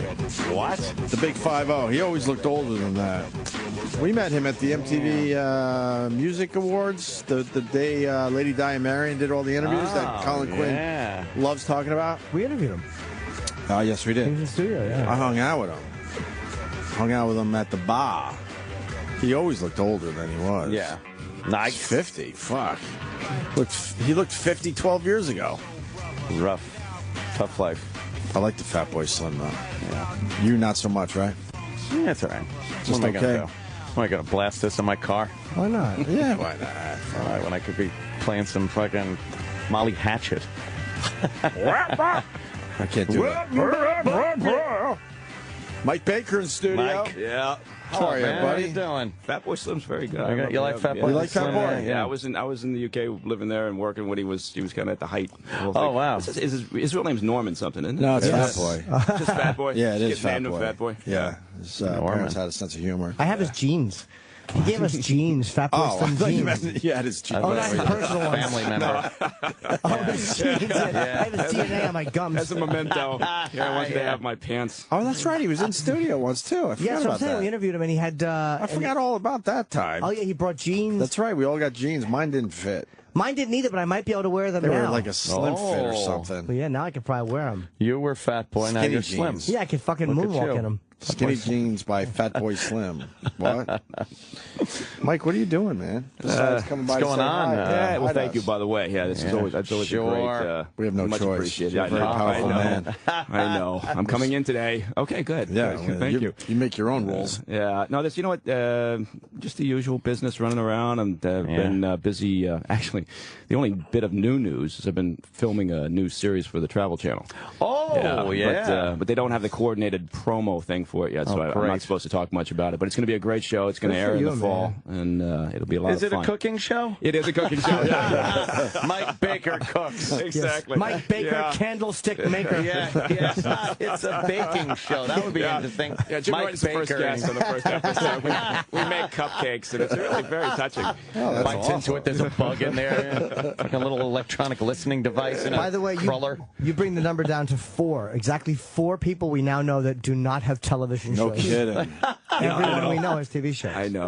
They lowered the bar so much they finally got to me. No, that's good, man. I'm saying that everyone we know is doing really great. Yeah, it's humiliating. quite amazing. Well, when they give the green light to talk about it and say what it's actually about and when it's going to air and everything, then if you Can we say the name at you're least? okay, I'll come on in. It's going to be called America Declassified. I don't know if I just gave away a secret or not. Well, you know what? They're probably going to kick me out. They're going to cut everything out of the show. That's it. That's it. We're Yeah, sorry. get some other guy. But Yeah, that's but they're stupid to doing a get the great name of the job. show out there. Yeah, Of course that helps. What are they going to do? But it's a great format. It's going to be a lot of fun traveling around the country. You know, Wow, talking to some cool. terrific people. But haven't you already traveled around the country? Is Yeah, this filmed? yeah. But in So this tell us about capacity. it. Where do you go? Yeah, all over. I mean, literally all over. Libya? Yeah, no. It's in the U.S. So this first season's going to be in the U.S. They're already talking about a second season. Wow. So Did you- let me ask you, that Mike- will probably be overseas, maybe. Mike, did you pitch the show or did they come to you? No, they oddly enough they called and said we'd be interested. That's going to drive Jimmy nuts. No, not at all. I was wondering if he pitched It's it going like to drive you nuts a little bit, though. Nah, 'cause I That they're don't- just Yeah. calling him to, hey, you want to do Yeah, TV? that's- Because no. Jimmy obviously deserves to be on TV at this point, but I think we he's all a little do. Well, frustrated. they asked me if I thought that Jim would be interested, and I said I don't think so. But I've got some free time, and I don't even have his number, and I don't know how you'd get a hold of him. Totally And, blocked you know, him. so- No, that actually bothers me less. If Mike said I put it together and then pitched it, I would want to know, like, what exactly did you, Okay. like, you know, Right, if someone yeah, calls, yeah. Mike's a handsome dude on TV, and he's very I'll bright say. guy. And he, No, he's a bright guy. Yeah, you're good yeah. on TV. Yeah, no, but it was literally just saying. I think they were looking for someone with a somewhat of a background like mine. I don't know what that means. Sure. I'm getting lost in the weeds because I guess I'm not supposed to talk In the about it. Are you But trust me, in the intelligence fall, this community? thing's going to hit like a Are you doing TV today? preemptive strike. A little bit of Fox, yeah. Oh, okay. Because enough with the tie. Yeah. Yeah, I got to wear Enough the of the tie. tie. I know, I got to wear the tie. Well, Gotta wear the tie. No, it's yeah. okay if he's going on TV. Yeah, plus I got some business to do. I got to meet some. I got to meet some clients. Do you have some Friday casual clothes that you put on every once in a while?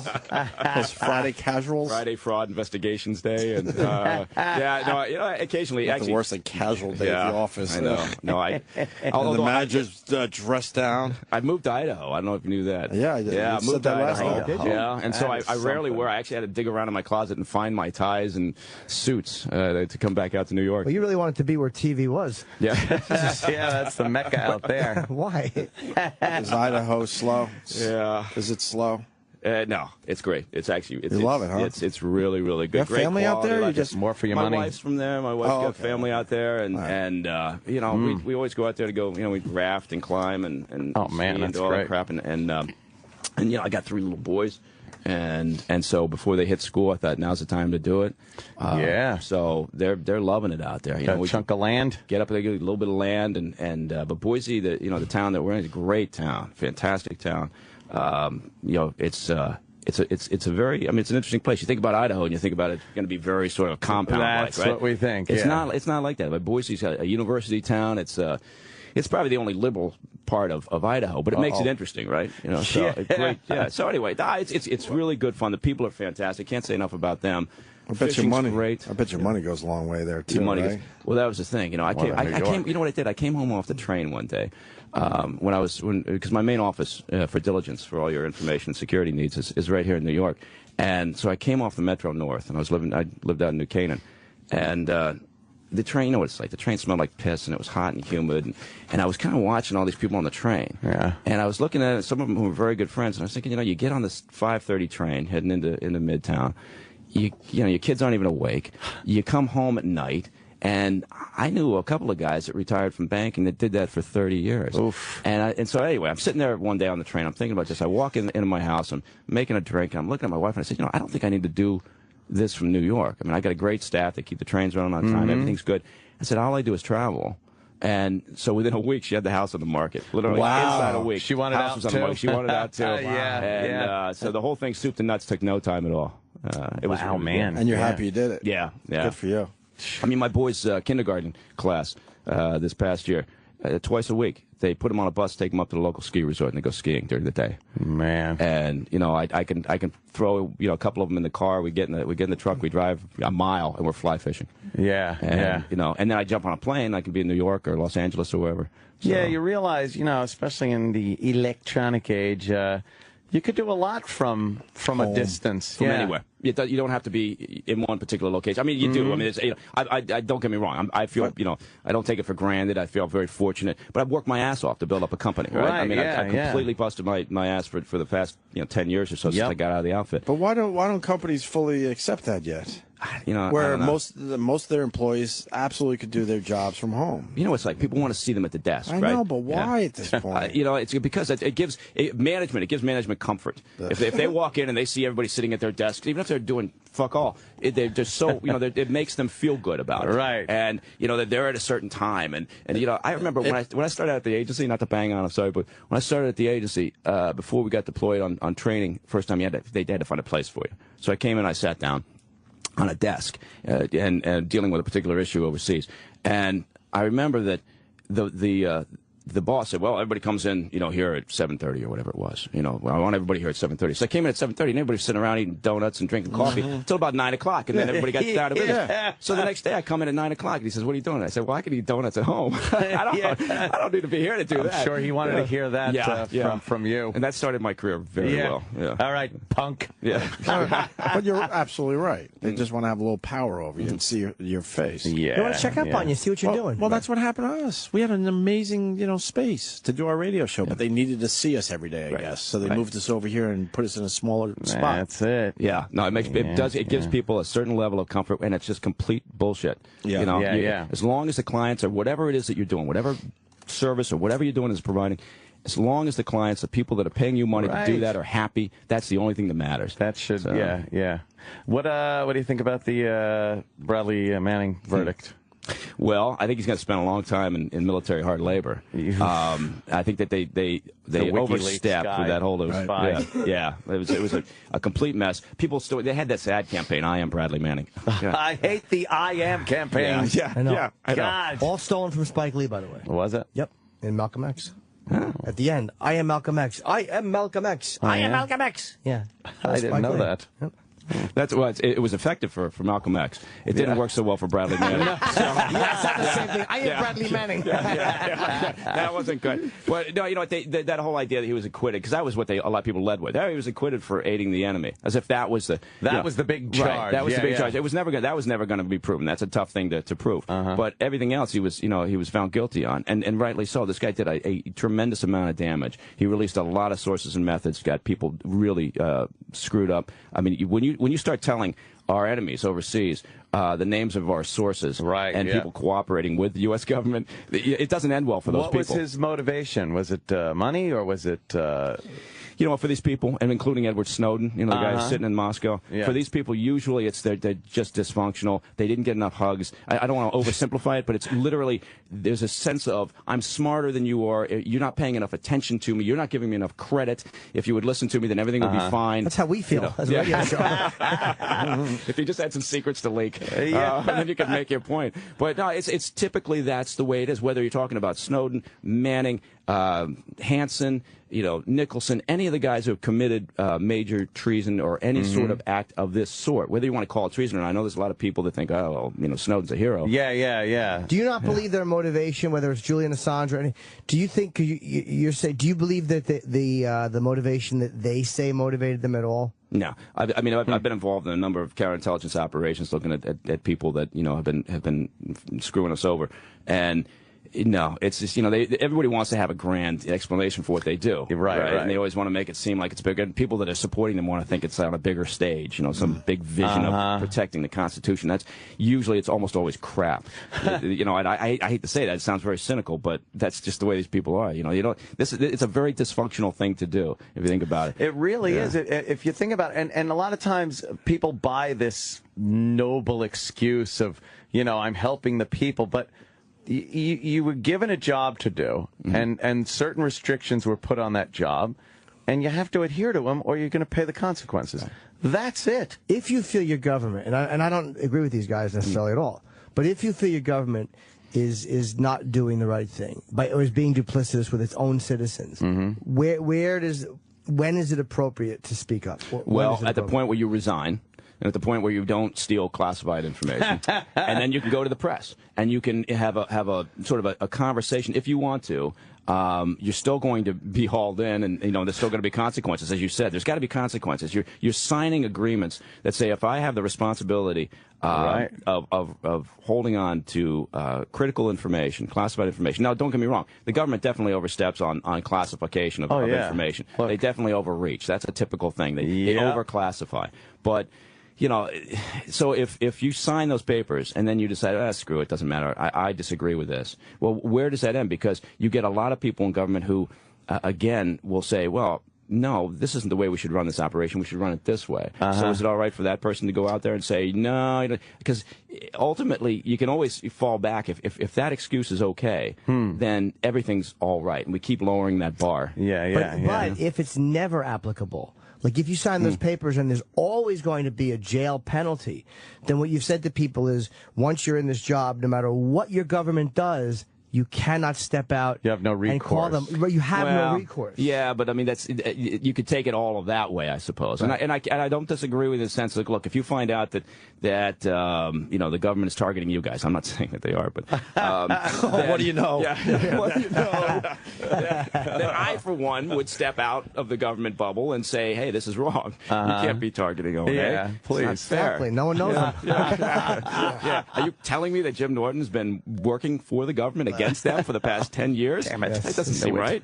They hired me to prove that Anthony Cumia said something nice once, and I've yet been able to find I'm it. still denying it.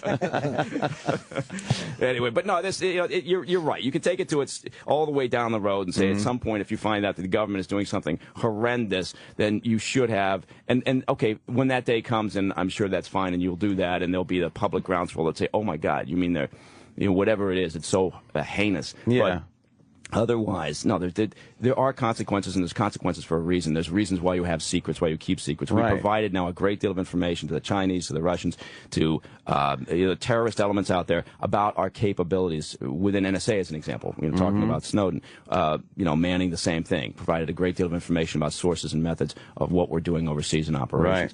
And that's very damaging. And believe me, the Chinese and the Russians are very happy to take that information. Oh, yeah. What do you think the Russians are sitting on Snowden? They probably didn't ask him any questions. No, I'm sure they didn't. They didn't sweep his computer. I'm sure that Yeah, he's fine.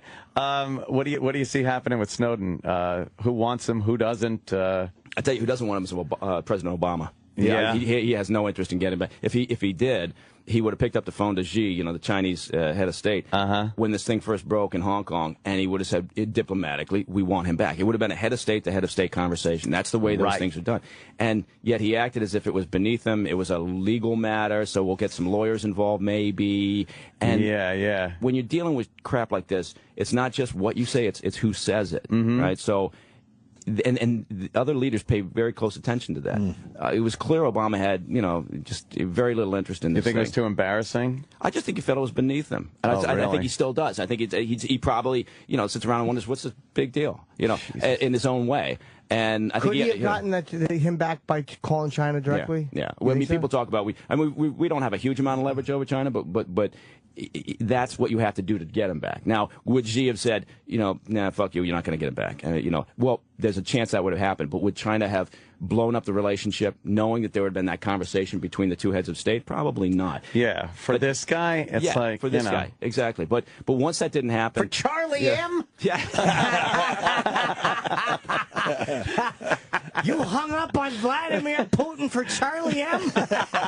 For Charlie M. So that's interesting. I wouldn't have thought of that. The head of state call does mean a lot. It means a lot. It means, and that's how you deliver these messages. But we did, and so once that didn't happen, and once Xi had his fun with us, and you have to remember the Chinese state was having a great time with us anyway, because we've been beating them over the head about cybersecurity and the fact that the Chinese for decades now have been stealing everything that they can get their hands on. I mean, they literally just hoover up everything. So the Chinese thought this was hilarious. I was about to say hilarious. That's right. It's going to get Troy off the hook. They thought this was hilarious. And so once he goes to Russia, there's no way in hell that Putin's going to want to be seen as less manly than Xi in China. Right. So he's definitely not going to play ball. And again, the only way that would have worked is if Obama had called Putin and said, we want him back. But that would have to be a public thing, wouldn't it? Wouldn't Putin have made it public that Obama called personally? Obama should have made it public. Obama should have said, they should have come out and said, today, about 30 minutes ago, I placed a call to the head of state, and I said that we want this gentleman back.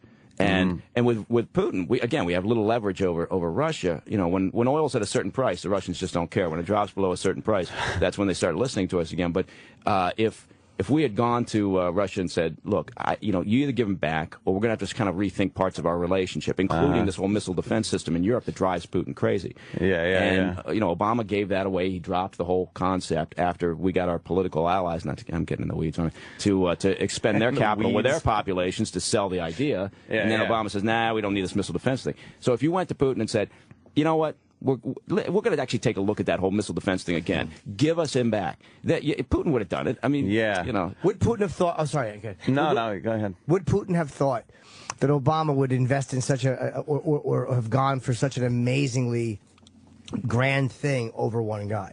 Like, would Putin have believed him or called his bluff and said, you're not going to go for this missile defense over this one idiot? No, that's a really good point, because certainly by now the track record with the president is, they would probably have called his bluff. They probably would have thought at this point, no, I don't think he's going to the mat on this one, because there's been mixed messages and confused messages from the White House on foreign policy for a few years. I'm sounding real cynical. I don't mean to be dumping on the White House. What are you going to do, right? Yeah. But I mean, it's the thing's a mess, and Snowden's sitting there, and he'll probably, I think, 40 minutes later after you ask that question, I think he's probably gonna end up moving on to Bolivia or somewhere in South America, Central America. It just seems like if the president really does get involved and puts these ultimatums on these other leaders, that it puts such an importance on this guy that you got to start thinking, well, why is this guy so important? Why does the president himself want to call in favors to get him back? What does he know? How much did get out? Like it's almost embarrassing for the White House to put so much energy to get him back. Right. Because why is it that important? And why can't he leave the airport? Like, what is that Is he whole in the thing Moscow about? airport? He is, Oh, he's been there for months. Yeah. It's unbelievable. He's in the transit zone. He's got to be bored shitless. Well, you got duty-free liquor, right? Oh, there you go. But an hour in an airport's like 10 hours. So can you imagine being there for months? Why can't he? It's for a lifetime. All you can do is watch CNN, International. Yeah, International. Shitty restaurants. Why can't maybe he a leave Starbucks. the airport? Maybe. Why can't he? I don't get that whole thing. Well, because he doesn't have a passport. They revoked his passport. Who did, the US? The U.S. did. And So go there's outside. certain internet. Go outside, have a smoke. Walk around. Have a suddenly smoke. a van will pull up. And, Right, throw him in there. He's gone, huh? Ah, shit. Yeah. No, and people will say, well, how come we just don't grab him? Well, Right, you can't right. grab You him. know where He's he on is. Russian soil, even though they say, the Russians are very funny. They're saying, hey, we can't, what are we supposed to do? He's in the transit zone. We can't do anything about What's the this. transit zone? What's that mean? It's like when you say I'm on my way to Indonesia, and I'm via Frankfurt. So I never actually leave the transit zone. It's considered sort of an international safe area, if you will. Oh, you're between You're between flights. You don't go outside of the security. Right. And so I'm still in the international transit area. Right. Well, you know, when you do a transfer on an airline, you go to the airport. You don't have to go through security again because you're there and there. So he's got to stay in that. He's got to stay limbo in that little area. Yeah. He's still in transit, technically, I guess. Right. He's still waiting for his flight to take off. That's hilarious. Where's he sleeping?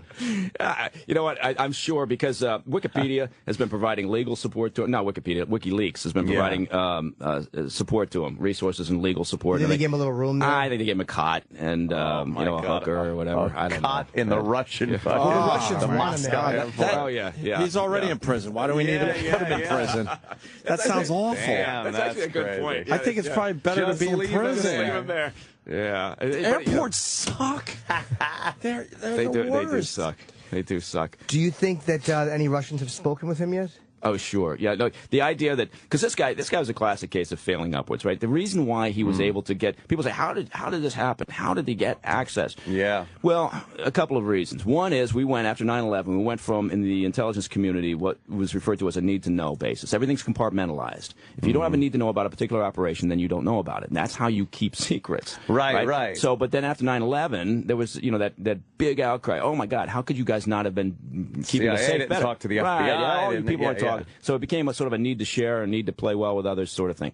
Once you do that, once you say, okay, our goal with all this classified information is to actually throw it in a big pot, give more people access to it, and make it easier to move it. By definition, you're making it easier for somebody like Snowden to grab it all. Then the other thing is, he got his clearances when he went to work as a guard at an NSA facility, right? So he's a guard. I mean, and that's what he's doing. He's standing around watching people swipe their badges. But once you get your clearances in the world of government contracting, you're a pretty good commodity because any company that has government contracts, it needs to fill places, is looking for people with clearances. And if you got them, they don't have to pay to get you background investigated and go through that whole process. Right. So it's easier for that person to get a job and then get the next job and the next job, and that's kind of what he was doing until he ends up in a place where he's providing computer support. He's like an IT guy, wiping tapes and doing all the crap that has to be done to keep the systems running, and that gave him the ability to steal all this crap. How did he steal it? What, did he just put a drive in and take it? And how do they know he's I think he just made notes. I don't I mean, but is it that easy to do, to just put in a fucking little fucking whatever drive and take you'd like to think it'd be more than that, but yeah, it was shoved it up his asshole. Yeah, it was whatever it was illegal, and it was against I'm sure it was against the fucking policy of. Can you imagine he's on a flight and he's got like 28 USB shoved up his ass. And he's got to take a dump and he's or one big G drive. 2 terabyte G drive. But what is he doing right now at the airport? Yeah, That's right what now. I want to know. Where is he right now? Are people just staring at him? I know, that would be great. It's like an exhibit. Can they give him a little room? Like, why don't we know this info? But the Russians are fantastic because they're playing this for all it's worth. Putin's certainly enjoying this, and they're just basically saying, "Look, how could we'd love to help, but how can we help you? Yeah. Because he's in the transit zone. He's not in Russia. Can't just scoop him up. Yeah, they said this would be impossible for us. I know it's officially a transit zone, though. It's not that really. Yeah.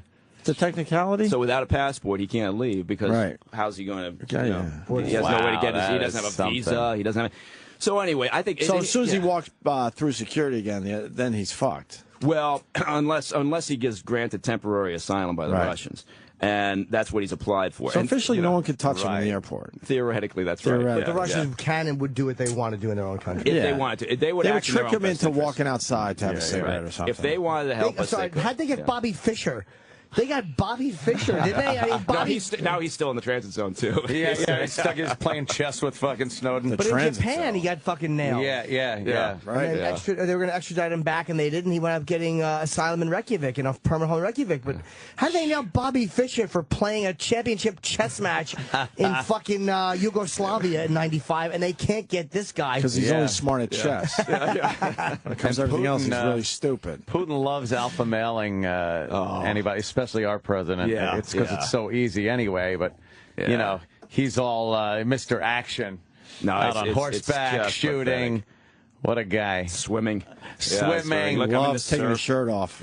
So he's you think he'll end up down in Latin America somewhere? I think so. Yeah, honestly, can you imagine? This is going to sound really cynical. People are going to say, oh, you're full of crap. But can you imagine the political operatives in the White House thinking to themselves, yeah, that's what we want. We want Snowden back here now, leading up to the midterm elections with a big trial on the front pages every day, talking about the NSA surveillance program, pissing off Obama's base, in part because of the program, in part because now they got this guy on trial that they consider to be a hero or a whistleblower at worst. And, you know, so I'm honestly of the mindset that the reason why they didn't pick up the phone and make this an issue is because they really don't want to. Yeah, when you think about it, it's Obama's base that is looking at this guy as a hero. You get the real liberal people, the Occupy Wall Street, the anonymous people. They look at him like, yeah, he bucked the system and did it. So then if you get Obama and his guys crucifying this guy, it doesn't look good. The optics really bad. Yeah. So, and you got this weird thing where the libertarians in the far left now have joined forces in support of Snowden. It all things very surreal. So but what happens to his apartment? Is it just sitting there with all his stuff? Left like fucking Butch in Pulp Fiction. Right. Just whatever. Or did the landlord finally say? Stop by and make some waffles. Did the landlord finally say enough and just throw his stuff out on the curb? Yeah. No, that's a good. Well, I'm sure it's taped off. I'm sure the. It's got to be a weird. It's got to be a weird feeling knowing you can never go home again. When you think about that, like he has to say goodbye to his life completely. Everything. Everything he knows and loves, he's had to say, fuck, all that's done. But they don't think, again, going back to people like Hansen and all these characters that have committed espionage and treason and similar acts over the years, they don't think like a normal person would. They don't sit there and think, well, no, see, now when I get caught, I will have really fucked over my family, the next generation of my family. This is what they're going to be known for, associated with me. I've betrayed my country. I've betrayed my age. Whatever it is, they don't think that way. They typically just think they're smarter. They're bulletproof. Things aren't going to happen to them. They're going to show the world. Whatever their motivation is. I'm just saying, usually their motivation isn't particularly idealistic. So. Yeah, it is a very selfish thing, and that's odd because you would think it's if you're for him that it's a very selfless thing, that he's sacrificing himself for the greater good of the people. Meanwhile, it's more of a me. Look what I can do. And people want fuck everyone else. Yeah, exactly. But people have been saying, oh, he's like the Henry David Thoreau, or he's like Martin Luther King. You think, what are you insane? When they equate people that have nothing to do with the heroes of the past. Well, let's ask Mike Baker about some other things. Sure. You following the Anthony Weiner thing? I know that's not in your wheelhouse, but following it, he's living it. You're living it. Mike's a texter. I love that he's not stepping down. No, I think it's great. It makes it so much fun. I know. I mean, no, if he just disappeared, then what good is that? But, no, he's how dysfunctional is that? The best part of this story, from my perspective, is I don't know if you saw this news. He went out and he hired a local New York City private investigations firm. When the first part of this broke, back in whenever it was, I did remember see this. I read before about he this. actually he spent like $40,000. Spent a little over $40,000 to investigate.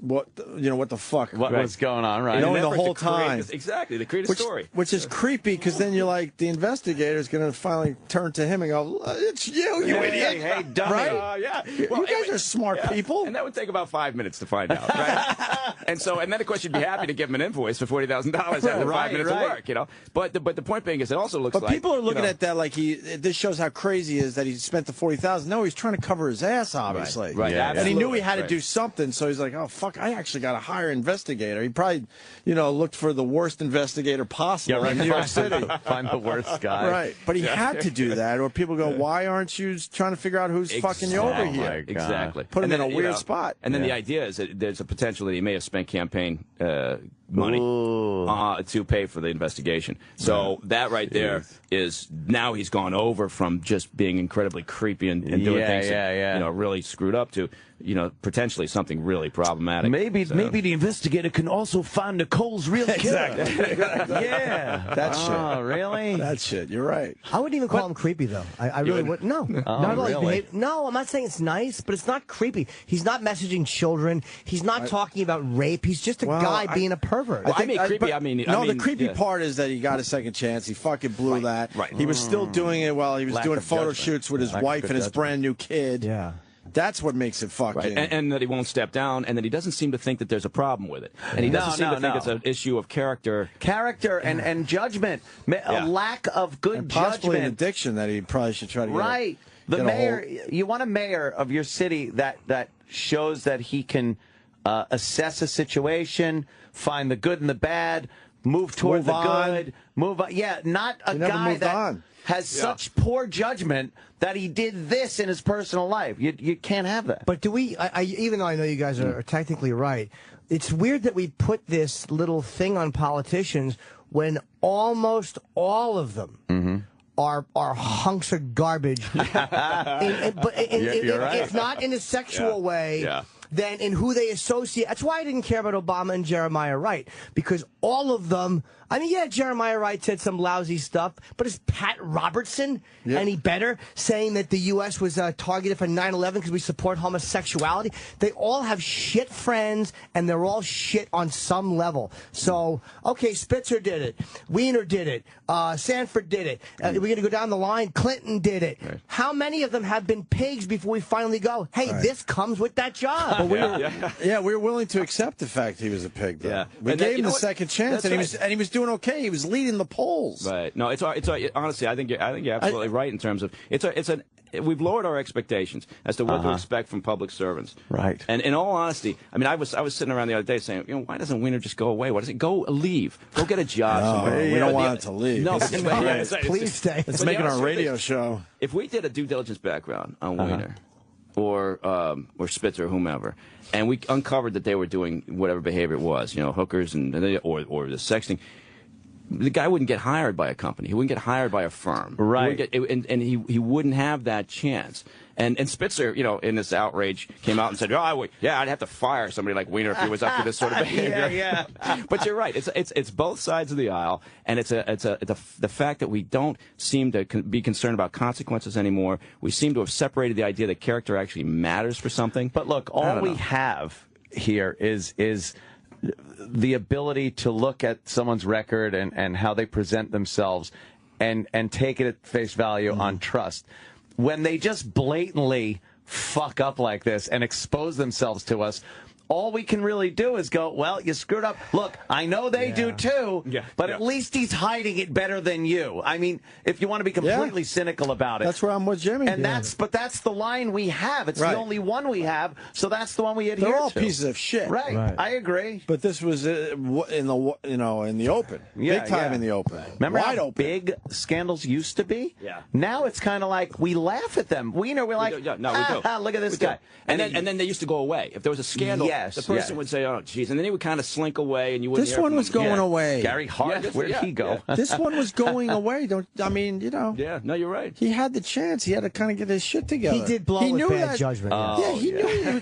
Yes. That's a very diplomatic way to put it. He knew he was going to try to come back and then go for, the mayor of New York City. And like you said, he was leading in the polls, which was He was leading. He was at 26%, I believe, and now he's at 16. There's still 60% of the people supporting him. Spitzer? Is Spitzer leading as comptroller? Oh, my Spitzer, God, is he? That was the best part when he came out yesterday. Like, oh, my God, this guy's way creepier than me. He's got to drop out. Hurrah. It's literally the fucking phoniness of people acting like we don't get why he did it. Like, there's plenty of married men that don't cheat and don't dirty text, but to act like we don't get it, like, oh, can you believe he sent a photo of his penis? Right, yeah. Of course I can. Yeah, but what do they say? It's always the cover-up. It's not the fact that he was sexting. It's the fact that he spent so much time lying about it. It's like Ryan Braun. You know, he gets a 65-game suspension. You know, not so much because he was doping. You know, who isn't in the league apparently at this point? Yeah, but he spent all that time lying about it. That is true. You tell the truth and people understand. Paula Dean. Oh God. Yeah. Well, there are certain things the truth. Yeah, we do understand why.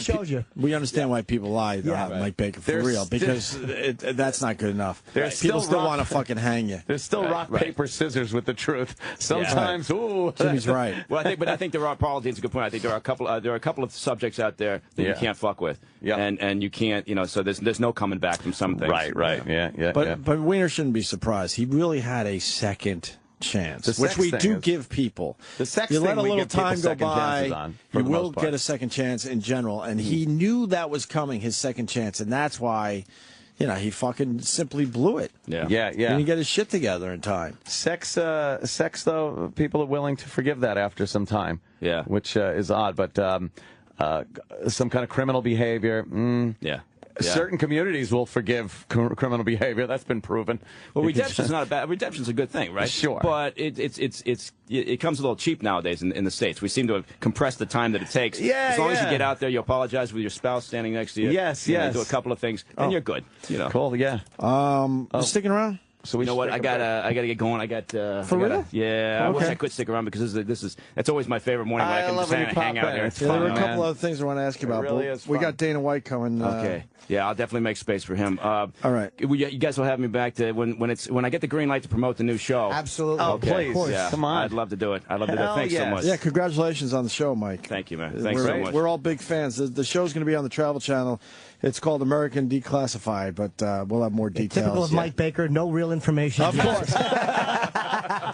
Very vague. You should live in Montreal, Canada. All right, Mike, always a pleasure. Thanks, Enjoy man. Idaho. We'll have Dana White next.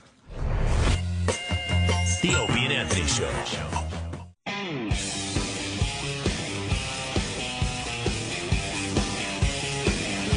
Very happy to have Dana White back in the studio. Maybe not. We just caught up with Dana, and he just gave us amazing shit. So I guess we don't have to do the interview. Oh, it was a read? Yeah. Well, we're back anyway. Was that a read? Yeah. Oh, fuck it. Who was it for? It was for the fine folks of Dish Network. Yeah, people know about Dish. Good enough. Good enough to hop or go get it. Don't worry about blah. so much. We'll make good on that one.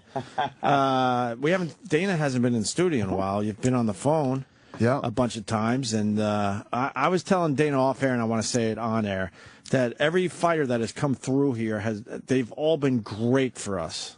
Just great. So you're doing something right, because you know, I'll say it, baseball players in general, they're assholes. We've never had a good time with baseball players, but every single UFC guy comes in here, gives it their all, gives us great radio every single time. Well, you know what? It's funny because when we got into this sport, you know, we fell in love with the sport, and then as we started to meet the athletes, I mean, that was really what sealed the deal for us. They really are good people. They're all gentlemen. They are, and they're great. They're great people to be around. They really are. Right. The funny thing is there's so many misconceptions about the guys, you know, in the old days, but when you meet them, you would never expect these guys. Not at all. They're great. Yeah. I mean, we're aware that they could rip our heads off, but right. Besides that, they're unbelievable. The last time I saw you was I went to the Silva fight, and I saw you there, and what a fucking... I've never been so shocked in my life at what happened. Crazy, wasn't it? It was. You think you can't be surprised by anything? And I literally stood there with my fucking mouth open. But we were talking about that before the show, too, because someone was in here and said a lot of the fighters said that he had a shot against Silva. Well, Chael had said that to me. Right. Oh, you were the one who said Yeah. it. Okay, right. But you said that Chael said a bunch of the other fighters were also saying, don't assume that Silva's got this. Chael said that to me. We saw each other in the restroom, and after complimenting each other like men will do, I said, I was like, "What do you think?" And he goes, "I'm picking Weidman." And he goes, "And a lot of the fighters are picking Weidman." Right. And I had asked Dana about that. I said like, "Hey, Chael," I said that a lot of the fighters are picking Weidman. Now, do you think they're picking him, or is that like? And what I was saying was, do you think that these are guys who have lost to him or don't like him, just kind of want to see? I was wondering if it was more wishful thinking than anything. You thought I had heard about some internet conspiracy thing, which I had not heard. But I was surprised that all these fighters were picking him. And I'm like, do they just hate Silva and want to see him lose, or they really believed it? Yeah, no, people were saying, because as the lead up for that fight and all these fighters were picking him, he came back into my locker room that night and he's like, come on. He's like, I mean, all these guys are saying that he thought, I thought you were saying that, like, we were telling fighters to say, Anderson Silva would win the fight. Right. But no, I mean, we don't tell anybody to say that. They pick what they pick, and a lot of, I was saying, when he and I were talking off air, that a lot of the, like George St. Pierre absolutely knew that Weidman was going to win the fight. He wouldn't even schedule a fight. Like, no, I'm not going to do a super fight with Anderson because he's not going to win. Wow. Yeah, literally what he said. So he wouldn't even talk about booking a fight. That's how much he believed in Weidman. Wow. Yeah. See, I was like, because I heard it from Chael, who I like, but I'm like, Chael has a thing for Silva. I'm like, I wonder if that's just guys wanting to see him fall because they're sick and tired. Like, you know what I mean? If I see a comic who's I know is good I'm like, if he bombs, I'm so fucking happy. Like, I wonder if that's the same. But man, they knew something because Faber had picked. I think Weidman. A lot of guys picked. And you don't think Silva's done, right? No. Yeah, he's got a few more. Yeah, the rematch is going to be interesting. Yes. Obviously, I think if Weidman wins the rematch, maybe Anderson would retire, but who knows? You got to do a Don King and make sure Weidman loses the second fight, so you get the third fight. Yeah. Oh God, don't even start that. That's what everybody. That'll be the next thing. Yeah. It's a no lose for the UFC in the weird way that, like, if Weidman wins, everyone's gonna be watching. Legendary, and if Anderson wins, then it's like, okay, A, you got a third fight, and B, it's like, oh, okay, he was. You truly don't need the third fight. It would be, if it happens, it happens. But everyone's going to be watching the rematch. It's already set up all nice. Yeah, and you talk about a third fight depending on how the fight goes. You know what I mean? It's like Anderson Silva's 38 years old. A lot of people don't realize that. But if he went out there and looked like, he just showed up and was old all of a sudden, it'd be one thing. But he didn't look old. It's the way that he lost. Yeah. He was out there goofing around. Like, wasn't that crazy in the arena that night? Like, at first, when he got knocked out, the whole place was in shock. Like you said, everybody was sitting there and then the place just went crazy. Well, I started, I love Anderson Silva, and as I'm watching it, and he's doing that, it looked like fucking, when Weidman had him on the ground in the beginning, it looked like I guess I'm going to guess a heel hook or whatever he was going for, and I'm like, Silva might be in trouble early. And I'm like, what the fuck are you doing? I'm like, don't listen to him. I was yelling to Weidman, don't listen. He's in your fucking head. I was getting annoyed at Silva for taunting him. I'm like, man, you better take this guy seriously. Silva's always been great at that. I love that about Roy him. Jones Jr. jumped up after the first round and started screaming at me, this fight's over. He's in his head. It's over. Right. Oh, man. Yeah, and then that second round came out. People were going crazy during that fight. Like, all the people that were on the side of the cage there were going nuts. Yeah, I couldn't believe. I rooted for Weidman in that moment because I got so annoyed at Silva for doing that. I'm like, what are you doing, man? This guy's a real fucking problem. Yeah, I think everybody did. I mean, even Brazilians that were booing him on the way in were cheering him on the way out. Wow, no kidding. Do you think that's humiliating for Silva to lose that way? Like, not just to get beaten by a guy, but to be clowning around like that. Of course it is, yeah, right? That's humiliating to lose, period, that way. I mean, when you've never lost and you're the best in the world and you get knocked out, yeah, it's always, that always sucks. It's never fun. Shit. That's a tough sleep. So why did he say no rematch at first and then like a week later or whatever he signs on? I've dealt with this a lot with guys, especially, Anderson Silva forgot what it's like to lose.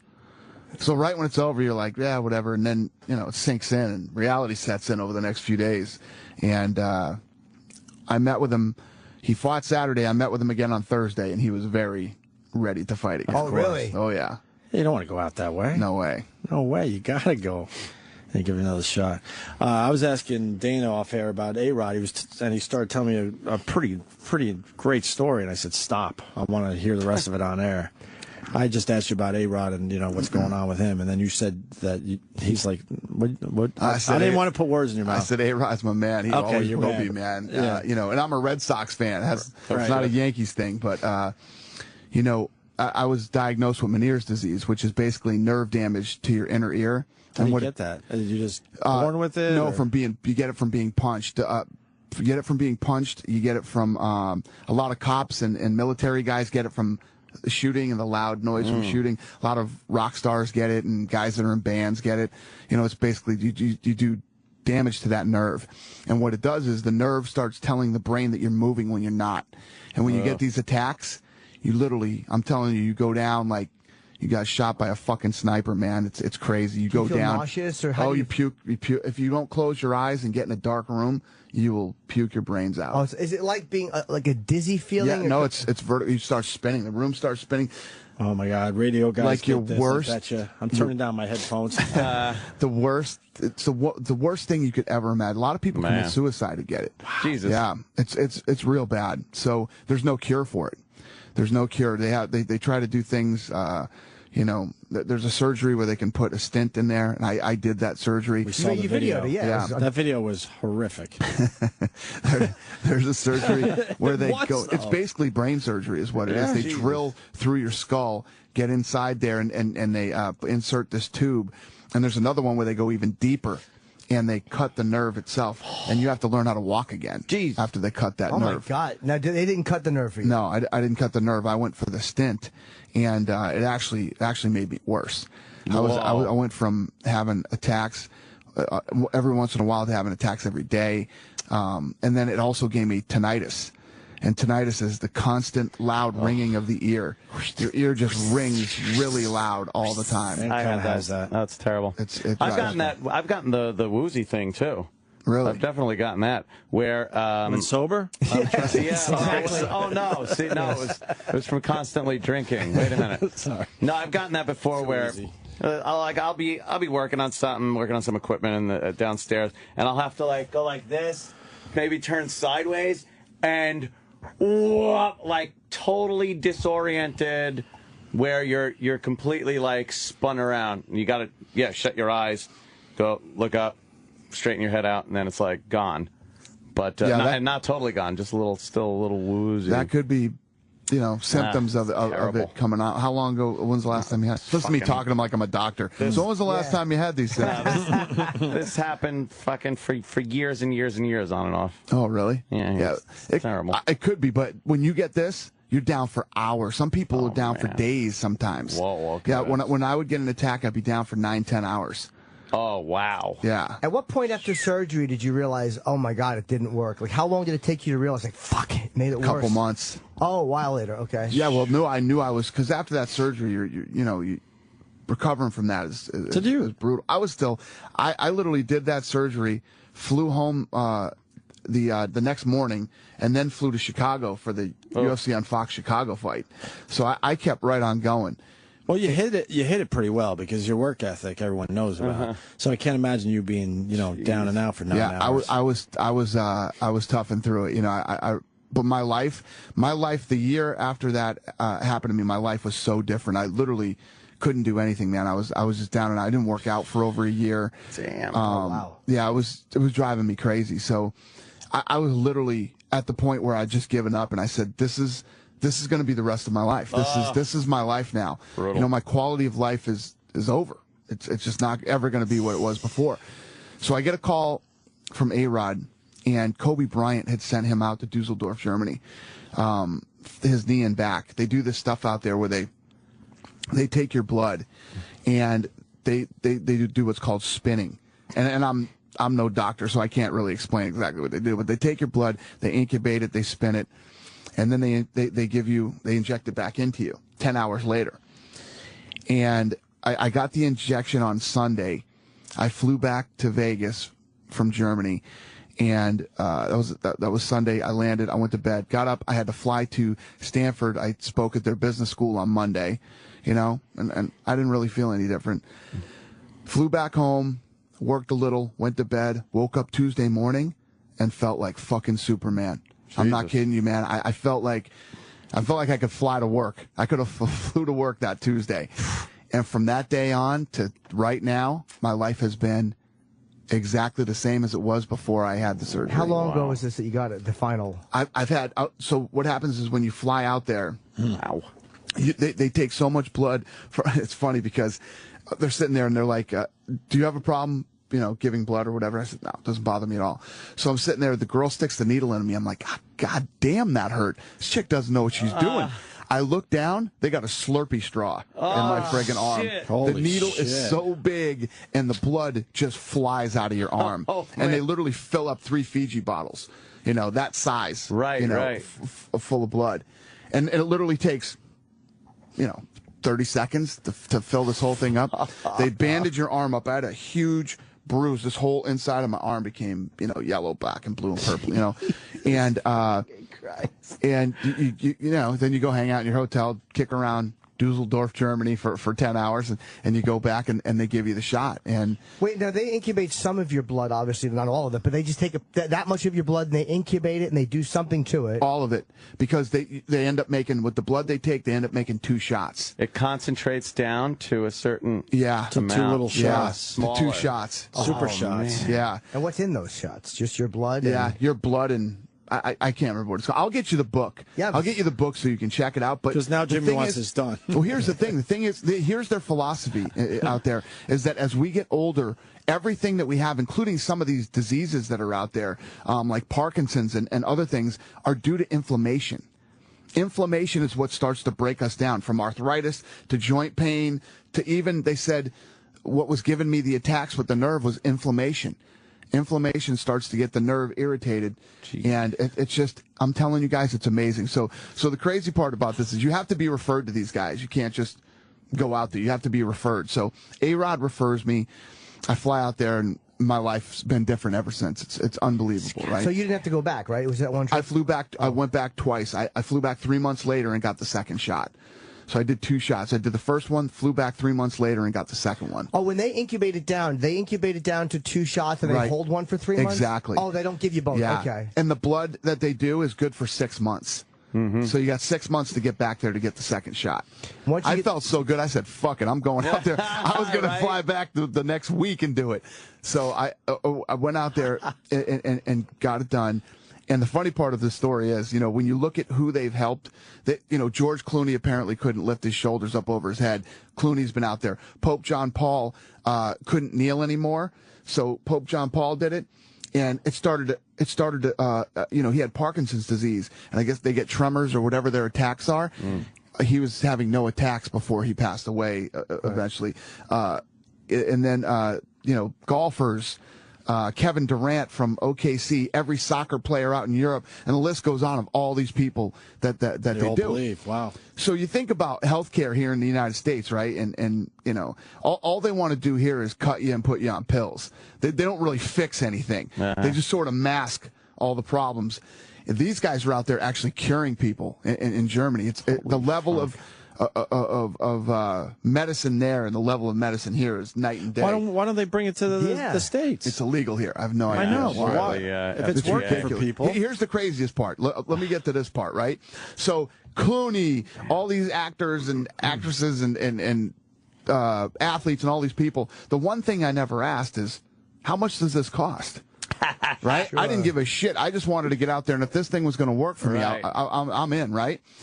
So I get out there, and the other thing, the attention. You get there, the first day you get there, they do this full MRI of your body, your brain, your spine, everything. And the doctor literally sits with you and goes organ by organ and tells you, what's going on with you, and looks at all your stuff. And then I went in and saw an ear, nose, and throat specialist. Then I saw the doctor who does the actual blood work. And I mean, I must have saw 4 doctors, and they spent hours with me over a 2-day period. Oh, man. Right?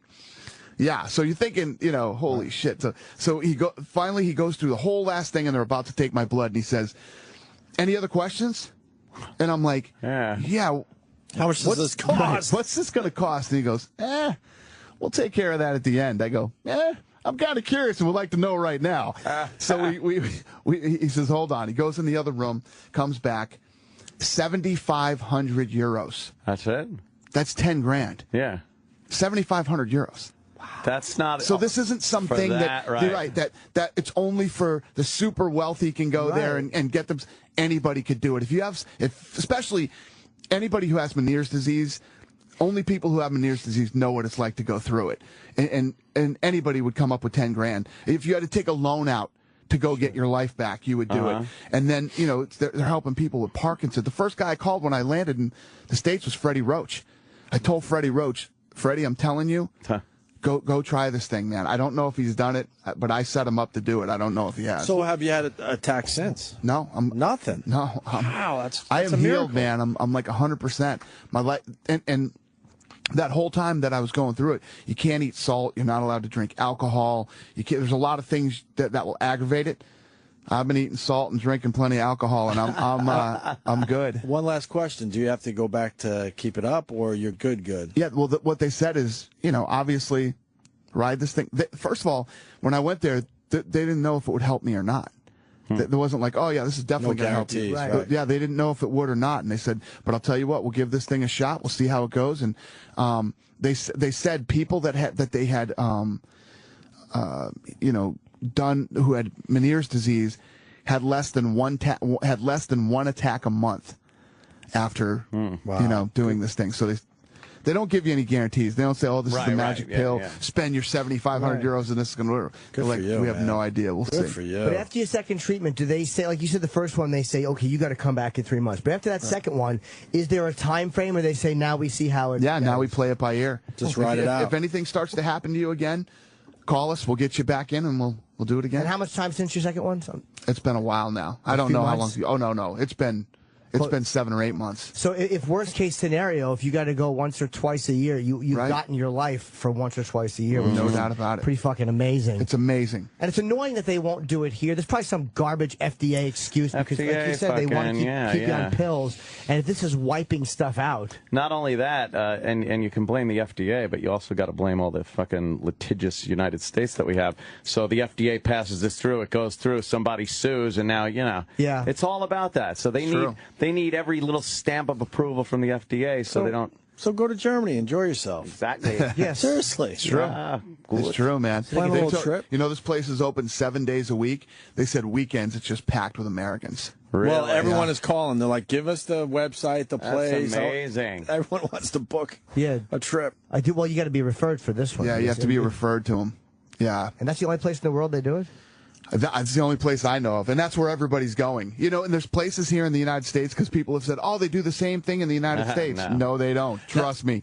It's not the same. You think, all these actors and athletes are flying to Dusseldorf, Germany because they're doing the same thing here in the United States? Go to Beverly Hills somewhere. Not even close. Happening. But that's what they're doing. So what's happening now is this place in Germany is opening all these places. They have a place in Beverly Hills. So you go to the place in Beverly Hills, they do all the testing there. They test you, they do all the MRIs, and then they fly you to Dusseldorf to do the shots. So you don't have to do all that that stuff there. Did Kobe and A-Rod get this done?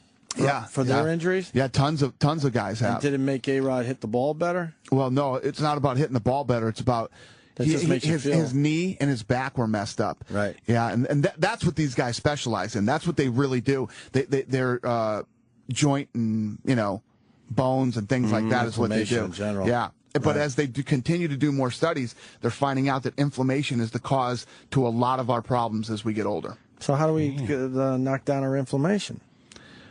You fly to Dusseldorf. But there's nothing else we could do with supplements or anything else we could do now? I don't think so. It's part of the human structure as we start to get older. Yep. Right. That's what happens to us. We start to. Wow. I'm emotionally inflamed. Yeah, Rogan's going. Rogan's got back problems, and Rogan's going out there. I got him set up. It works on apes. He's trying to have the hair on. He wants to have his arms raised. Keep human length. Fucking savage. I watch him walk around with his chain wallet, and I'm like, am I competing genetically with him to procreate? This guy, I know.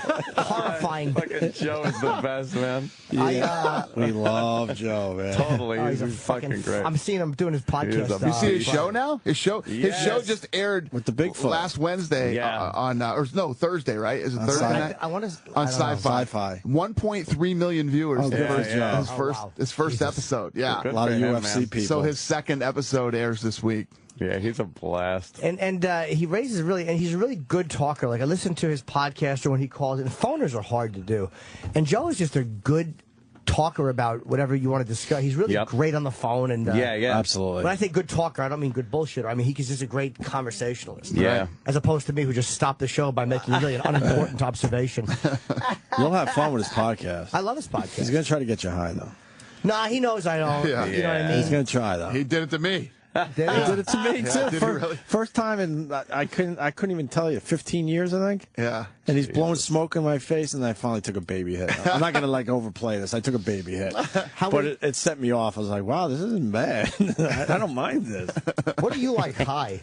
I can't picture Dana White high. I don't know. I'm never high. He was trying. He says, "I have the cure for your Meniere's disease right here." Yeah, I'm sure. Yeah, I'm sure that's going to make me feel wonderful. Yeah.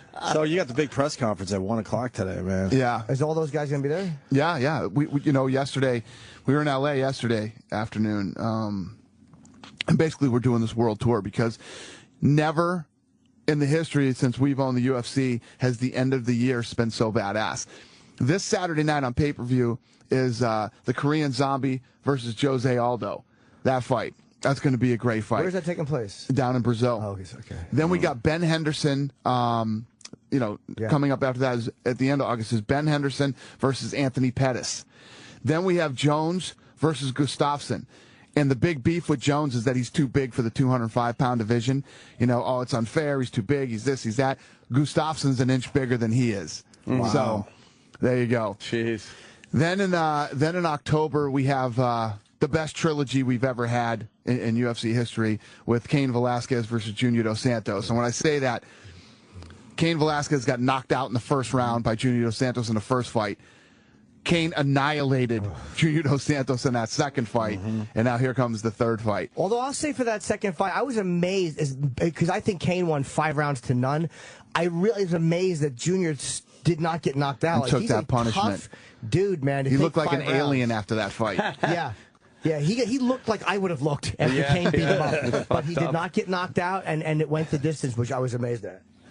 Yeah. Wow, then man. November, we have Johnny Hendricks versus George St. Pierre, which many people believe is like the Anderson Silva fight, that Johnny Hendricks is the guy who could actually end the reign of George St. Pierre. And then to end the year in December, we have the rematch with Weidman and Anderson Silva, and the co-main event of that is Ronda Rousey and Miesha Tate.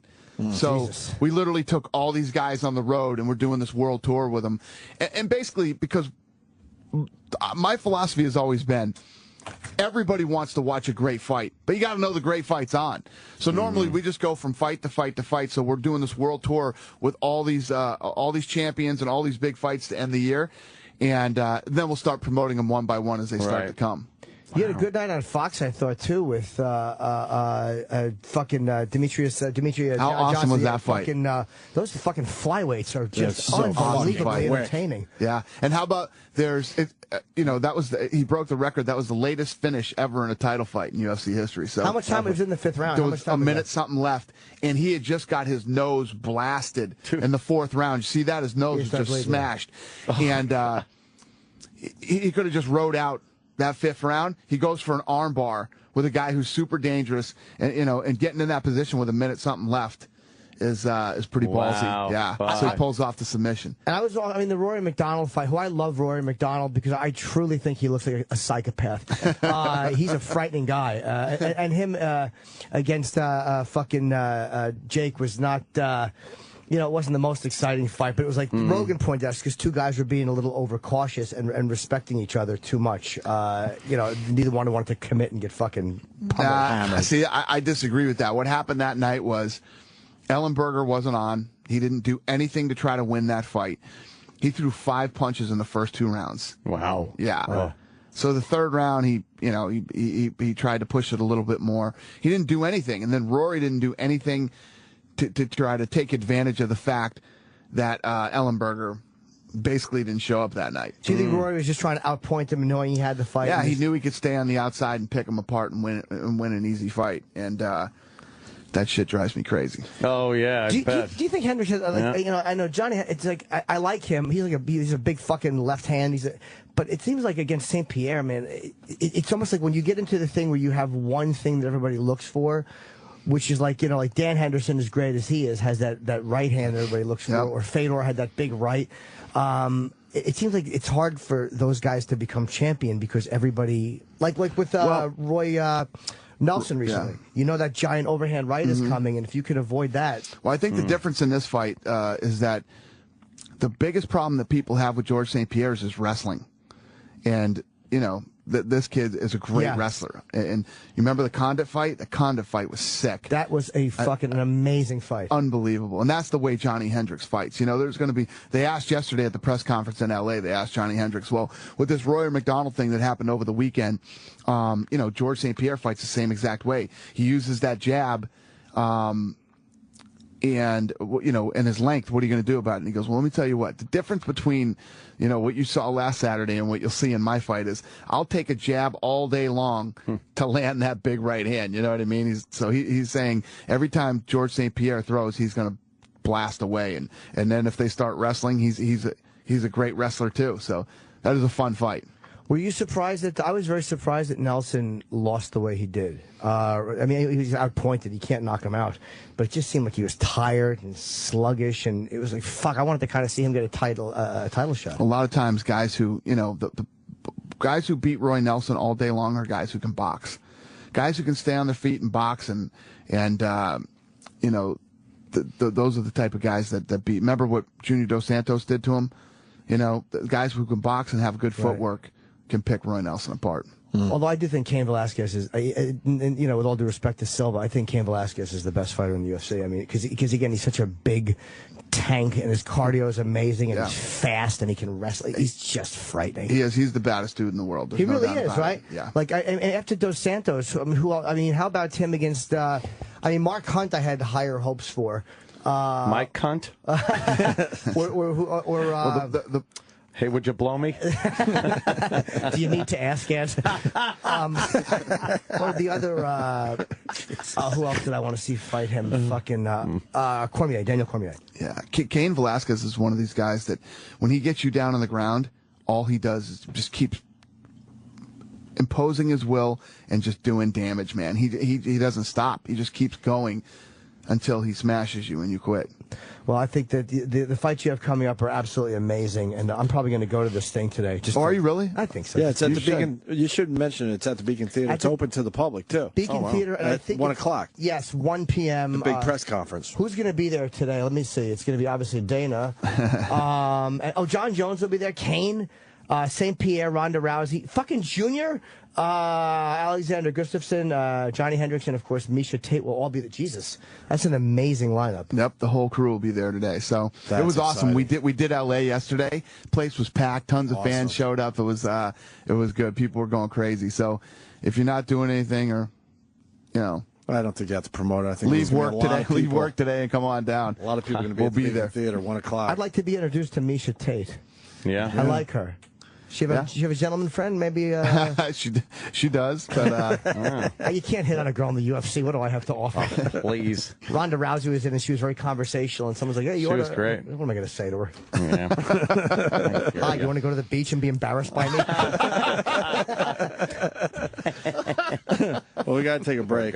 We actually got Anna Gunn coming in too. Yeah, if you want to stick around, you're more than welcome, Dana. It's up to you. She's bro. She's one of the co-stars of Breaking Bad. Breaking Bad. Oh yeah, everybody talks about that show, man. Yeah, it's huge. Like everybody's addicted to that show. It's huge.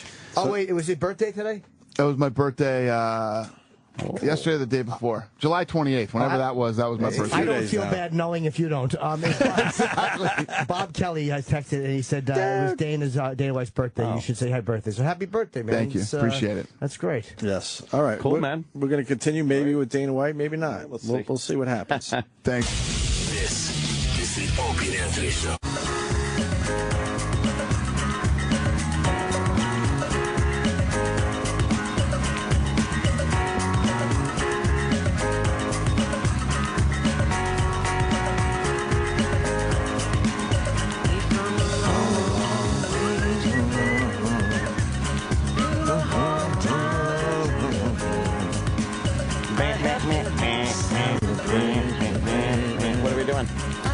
to praise back, right? you like I should.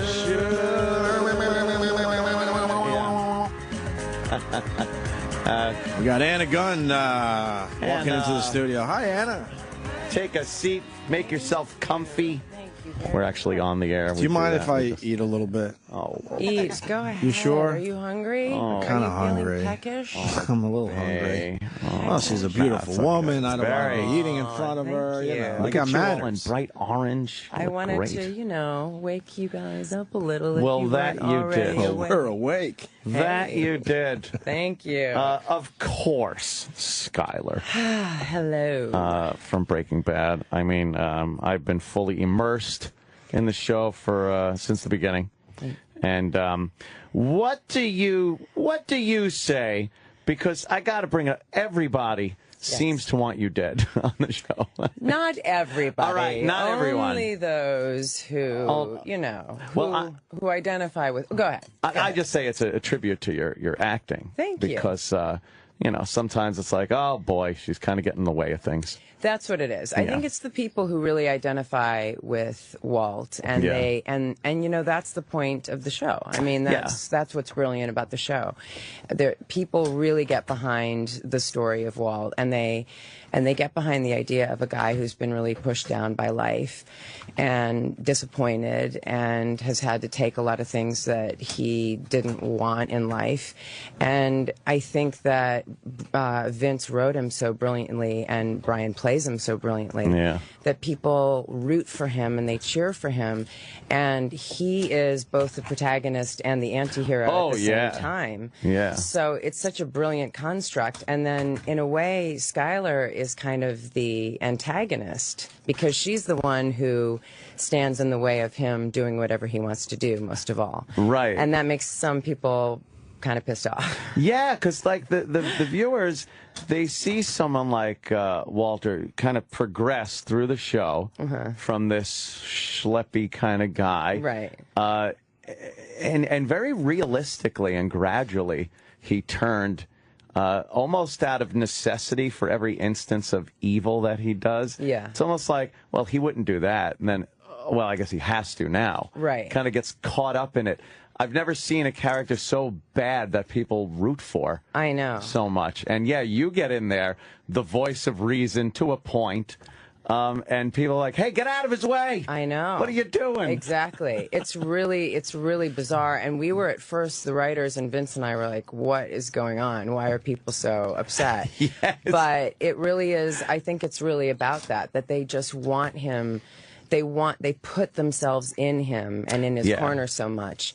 And she is the one even more than the villains in the show, like Gus Fring or Tuco or any of those really bad guys who for a while were bigger threats than anybody else. She's the consistent one who says, this is not okay. You can't do this. Yeah, yeah. And she's the one who kind of stands there and says there are consequences, there are repercussions, and that makes people upset psychologically. It really gets in there and does something to them, and it's kind of brilliant that it's kind of brilliant. That. It's amazingly brilliant. Yeah. Because again, as a viewer, you almost want to see how far Walter is going to go without somebody holding him back. Exactly. So you sit there and go like, oh, God, Scarlett's getting in it again. I know. Why make him stop? Don't. But isn't that what kind of prevents us from becoming like a cartoon of somebody? Is the fact that in real life you do have people in your way, or you do have people in your ear, and it's like without that, then all of a sudden it's just like it's like a Superman. And it doesn't make sense. Like how would he would just go off the rails, and I think it would become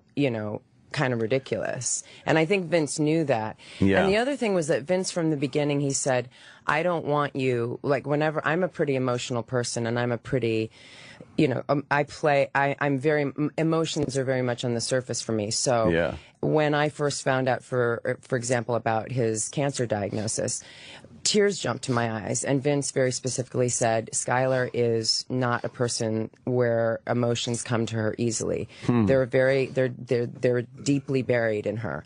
So it was important for her to be a really, really kind of strong, steely person. Yeah. And that's what he wanted from her. And again, that also sometimes makes people feel like, I don't know if I like that because they think bitch. Yeah, sometimes. and Sure, that yeah, word yeah. gets thrown around, Yeah. and that's a little tough. That's a little tough to handle because you think, why is that bitchy? She's actually just a kind of formidable, strong person, and why is it bitchy to just be strong and to stand toe to toe with a man and say it's not okay? It's so odd to have a show where a lot of the before Walt's getting into making meth wasn't shown.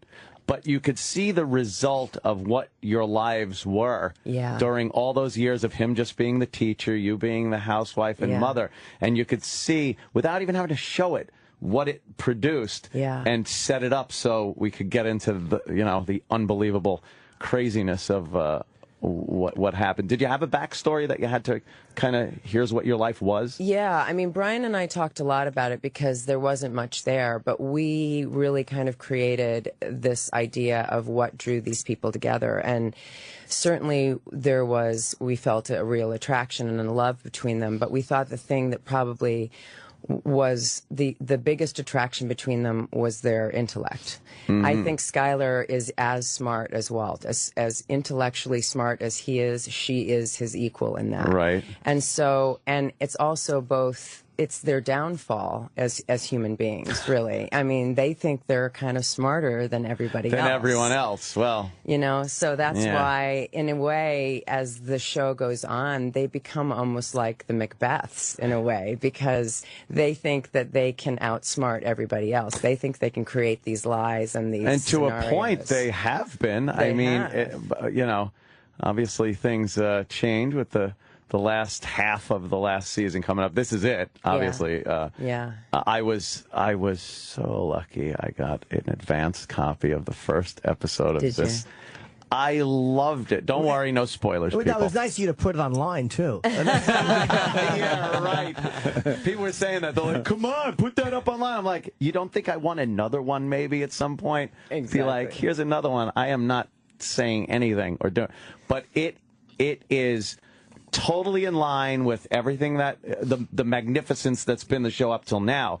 The beginning kind of showing you a little advance view of things because they've done that before in the past, and then the way Walter, the character Walter, can explain something to somebody in a way that is so soft and yet just punches you in the face. Exactly. And obviously you know what scene I'm talking about. It's just because he pulled those shenanigans with you in one episode. Yeah, he did. Where it's like, hey, you best know who you're talking to, kind of a thing. Exactly. When he does that thing where he's talking to you and you're drawn into him. And you think, oh, okay, he's really saying something sincere. Yeah, he's going to apologize, or he's going to show any regret, and it's pretty much a threat. It's because amazing. You're starting to lean into him thinking, oh my gosh, he's so sincere, and then all of a sudden he turns it. And he does that thing, with his eyes when he gets all Heisenbergian. Where he suddenly does this. He gets Heisenbergian. And he does that little thing with his eyes where all of a sudden, and even acting with him, because, obviously I know Brian really well, and he's a great guy, and he's funny and sweet and lovely, but all of a sudden he does this thing where his eyes just narrow and they get hard, and even acting with him is a little bit like, I'm going to back up a little bit. I'm just going to take a little step back. He is an amazing actor. To pull this role off also. And we've had him in before, and I was talking to him about how it's so odd to see a little bit. He denied it, but you could see it when he's kind of, because there are parts that are actually funny in the show. Oh, yeah. And it's almost part of that Malcolm in the Middle dad. A little bit of that comes through. Absolutely. At times. And I think I don't know him, but I would assume he's kind of like that in real life. He is. He's He's to have a very funny. good sense of humor. He's got a great sense of humor. And those long, intense scenes that we had to do together, those are pretty rough to keep up for 12 hours a day. So there was a lot of laughing and pranks and I wouldn't doubt it. jokes. And you were both in Seinfeld. We were both in Seinfeld. We were. We have that. You, Dr. Watley. And, exactly. And you were in the one with the glasses, George's glasses. I was. He had the wrong glasses and insisted that it was Jerry's cousin. That's right. Kissing somebody. Yeah. And it turned out to be the policewoman kissing her horse. Exactly. Oh, exactly. okay. He kept saying, "But my cousin looks like a horse." Yeah. It was the best. Oh, it was fantastic. I watch the show all the time. So anybody that's on Seinfeld, I'm just like, it's the fantastic. How do you feel with the show ending? That's gotta suck. It's really bittersweet. I mean, we wrapped in late March, and we all had a good cry, but we knew that we were going to have this kind of farewell tour in a way, and so we knew we were going to have all this time to spend together. But now that this is actually coming to an end, we've had some panels. We had a New York Times panel last night, and we all kind of started tearing up and a little bit of crying in public now, because it really is coming to an end, and we know that this time together is truly coming to an end, and that's hard because this has been the luckiest job of all of our careers. We know that, and it's fantastic that you could take, I guess, 5 seasons. Yeah. What it ends up being, and stop it where people want more. Yeah. Obviously, people want this to continue, but to make that commitment to no, this is what it is it's brave. It's very brave. It's brave. Because obviously you could milk a show until there's nothing left. They do it all the time. Right. Yeah.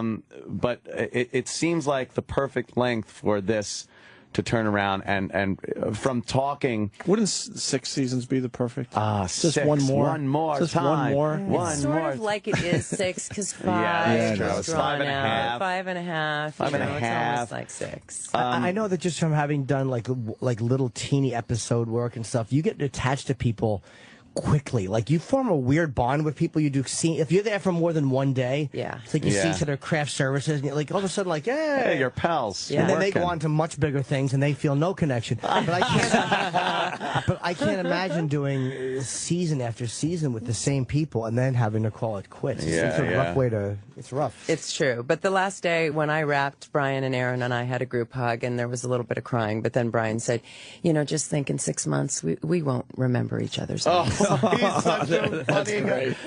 Aaron, there was a great scene with you guys when Aaron was eating over the house. Oh my God, that was the best. That scene. was one of the greatest scenes. How uncomfortable you guys made it. It was so great. He's just babbling about something. Walter's looking at him, and you're just so angry. So angry, with the whole guzzling my situation. wine. Yeah, just drinking at that point. And but everything fits so well. The writing is done so well on that show. It's brilliant. Yeah. It's brilliant. And I loved, and Aaron he's sitting in between us like he's the uncomfortable kid between the feuding parents, just looking at us like, oh God, I wish it was anywhere else in the world. We had to stop ourselves from cracking up the entire time. Yeah. And then he ate so many green beans that at the end of that scene he said, I'm never going to eat a green bean again. Oh, really? A few takes? Yeah, quite a few. Now, have you looked at other scripts and stuff since this ended, or like? Yeah, I'm getting a lot of really interesting scripts. I'm looking at a lot of movie scripts right now, and I went to the Sundance Institute this summer, and I did the Director's Lab, and I did this really interesting role that was kind of like a female Walter White kind of character. Where it's the psychological portrait of the making of a zealot, and but it's the female kind of version of that. So that was really interesting. So hopefully we'll get that made this year. Yeah. So you want to do a movie as opposed to? Would it be hard to do something episodic right now because you're just coming off this? Yeah, I mean, I'm looking at some television stuff as well, but I'm really interested in doing some film, and I'm also a big theater girl, so I'm looking at some theater projects as well. Yeah. It's amazing what can be done off of network television. Yeah. That's why I would assume it's probably hard to be offered something on a network where it's like, I was just able to read dialogue that was so realistic, and to go to episodic network television's got to be rough. Yeah, I mean, this is some of the best writing that any of us have ever encountered. Yeah. And when you come off of writing like this, the bar is so high. So it's just so lucky, but then you're kind of spoiled. So you have to choose carefully. So, but it's opened a lot of doors for all of us. So we're in a good place. Now, obviously, you can't tell us anything. I'm going to tell you. Nice. All of a sudden, Vince Gilligan comes in and attacks You will me. be quiet. Yes. would there be any even possibility there could later be a reunion of sorts? I think that's possible for sure. I mean, it depends on Get the blogs on the phone. what happens And who's still the living. last day. Yeah, yes, exactly. exactly. Who's still standing and all that. But there is talk about the Saul Goodman spinoff. So yes, who is another just amazing, great character, amazing, little comic relief in there. Yeah, he's good. And by the way, he was in a Seinfeld episode. He was another Seinfeldian. And if you think I'm bad, our producer Travis, 10 times worse than me. He can quote all of them. My father can quote every Seinfeld episode. So, it's just that. Talk about another just brilliant show for the time and everything. I know. Yeah, but they went more than 5 seasons. You see, you can make it. Oh, yes. 9 seasons. Yeah. They did. They did. Well, I guess for the comedy, it's a little bit easier than with an actual drama with a real story. Yeah, you just keep going. You don't have to worry. I thought the scene, the episode where Jerry becomes a meth dealer was great. It was. Maybe all of you would be could interesting. Maybe you guys could all do something together as a cast, but just a totally different story. Oh my! Could you imagine? You know what? Somebody said that at the New York Times thing. They said, seeing you all sitting up there, it's a shame to see you, Like maybe you're a hat distributor, and Brian owns a hat store, and you guys work on trying to get the hats for certain prices. That's terrible. That's a great idea. Fantastic. What a waste of resources. I've always wanted to be a hat. A dramatic / comedic / endearing piece about hats and what goes on behind the scenes. Gilligan on the phone. The one thing that has been going around the internet, which was kind of funny, is the fact that they say Walter goes into witness protection program and it becomes Malcolm in the Middle. Everybody thinks that. Everybody. And who's to say that doesn't happen? And who's to say that isn't what? Well, I like I said, I saw that first episode, and if that's any indication on the rest of this, I mean, I just sat there when the credits came on. I yelled out no. I know. No. I know. More. Exactly. It's gonna be sort of agony every week for the audience to wait to the next for the next week's. And now I episode. get the good thing that I saw the episode, but now I got to wait 2 episodes to see. You got to wait 2 weeks. But I'll watch that first one again. Yeah. That was and I popped the disc in, and I'm like, all right, I'm ready to watch this, and it comes on, and I'm seeing the scene. I'm like, all right, I got to watch the last one again.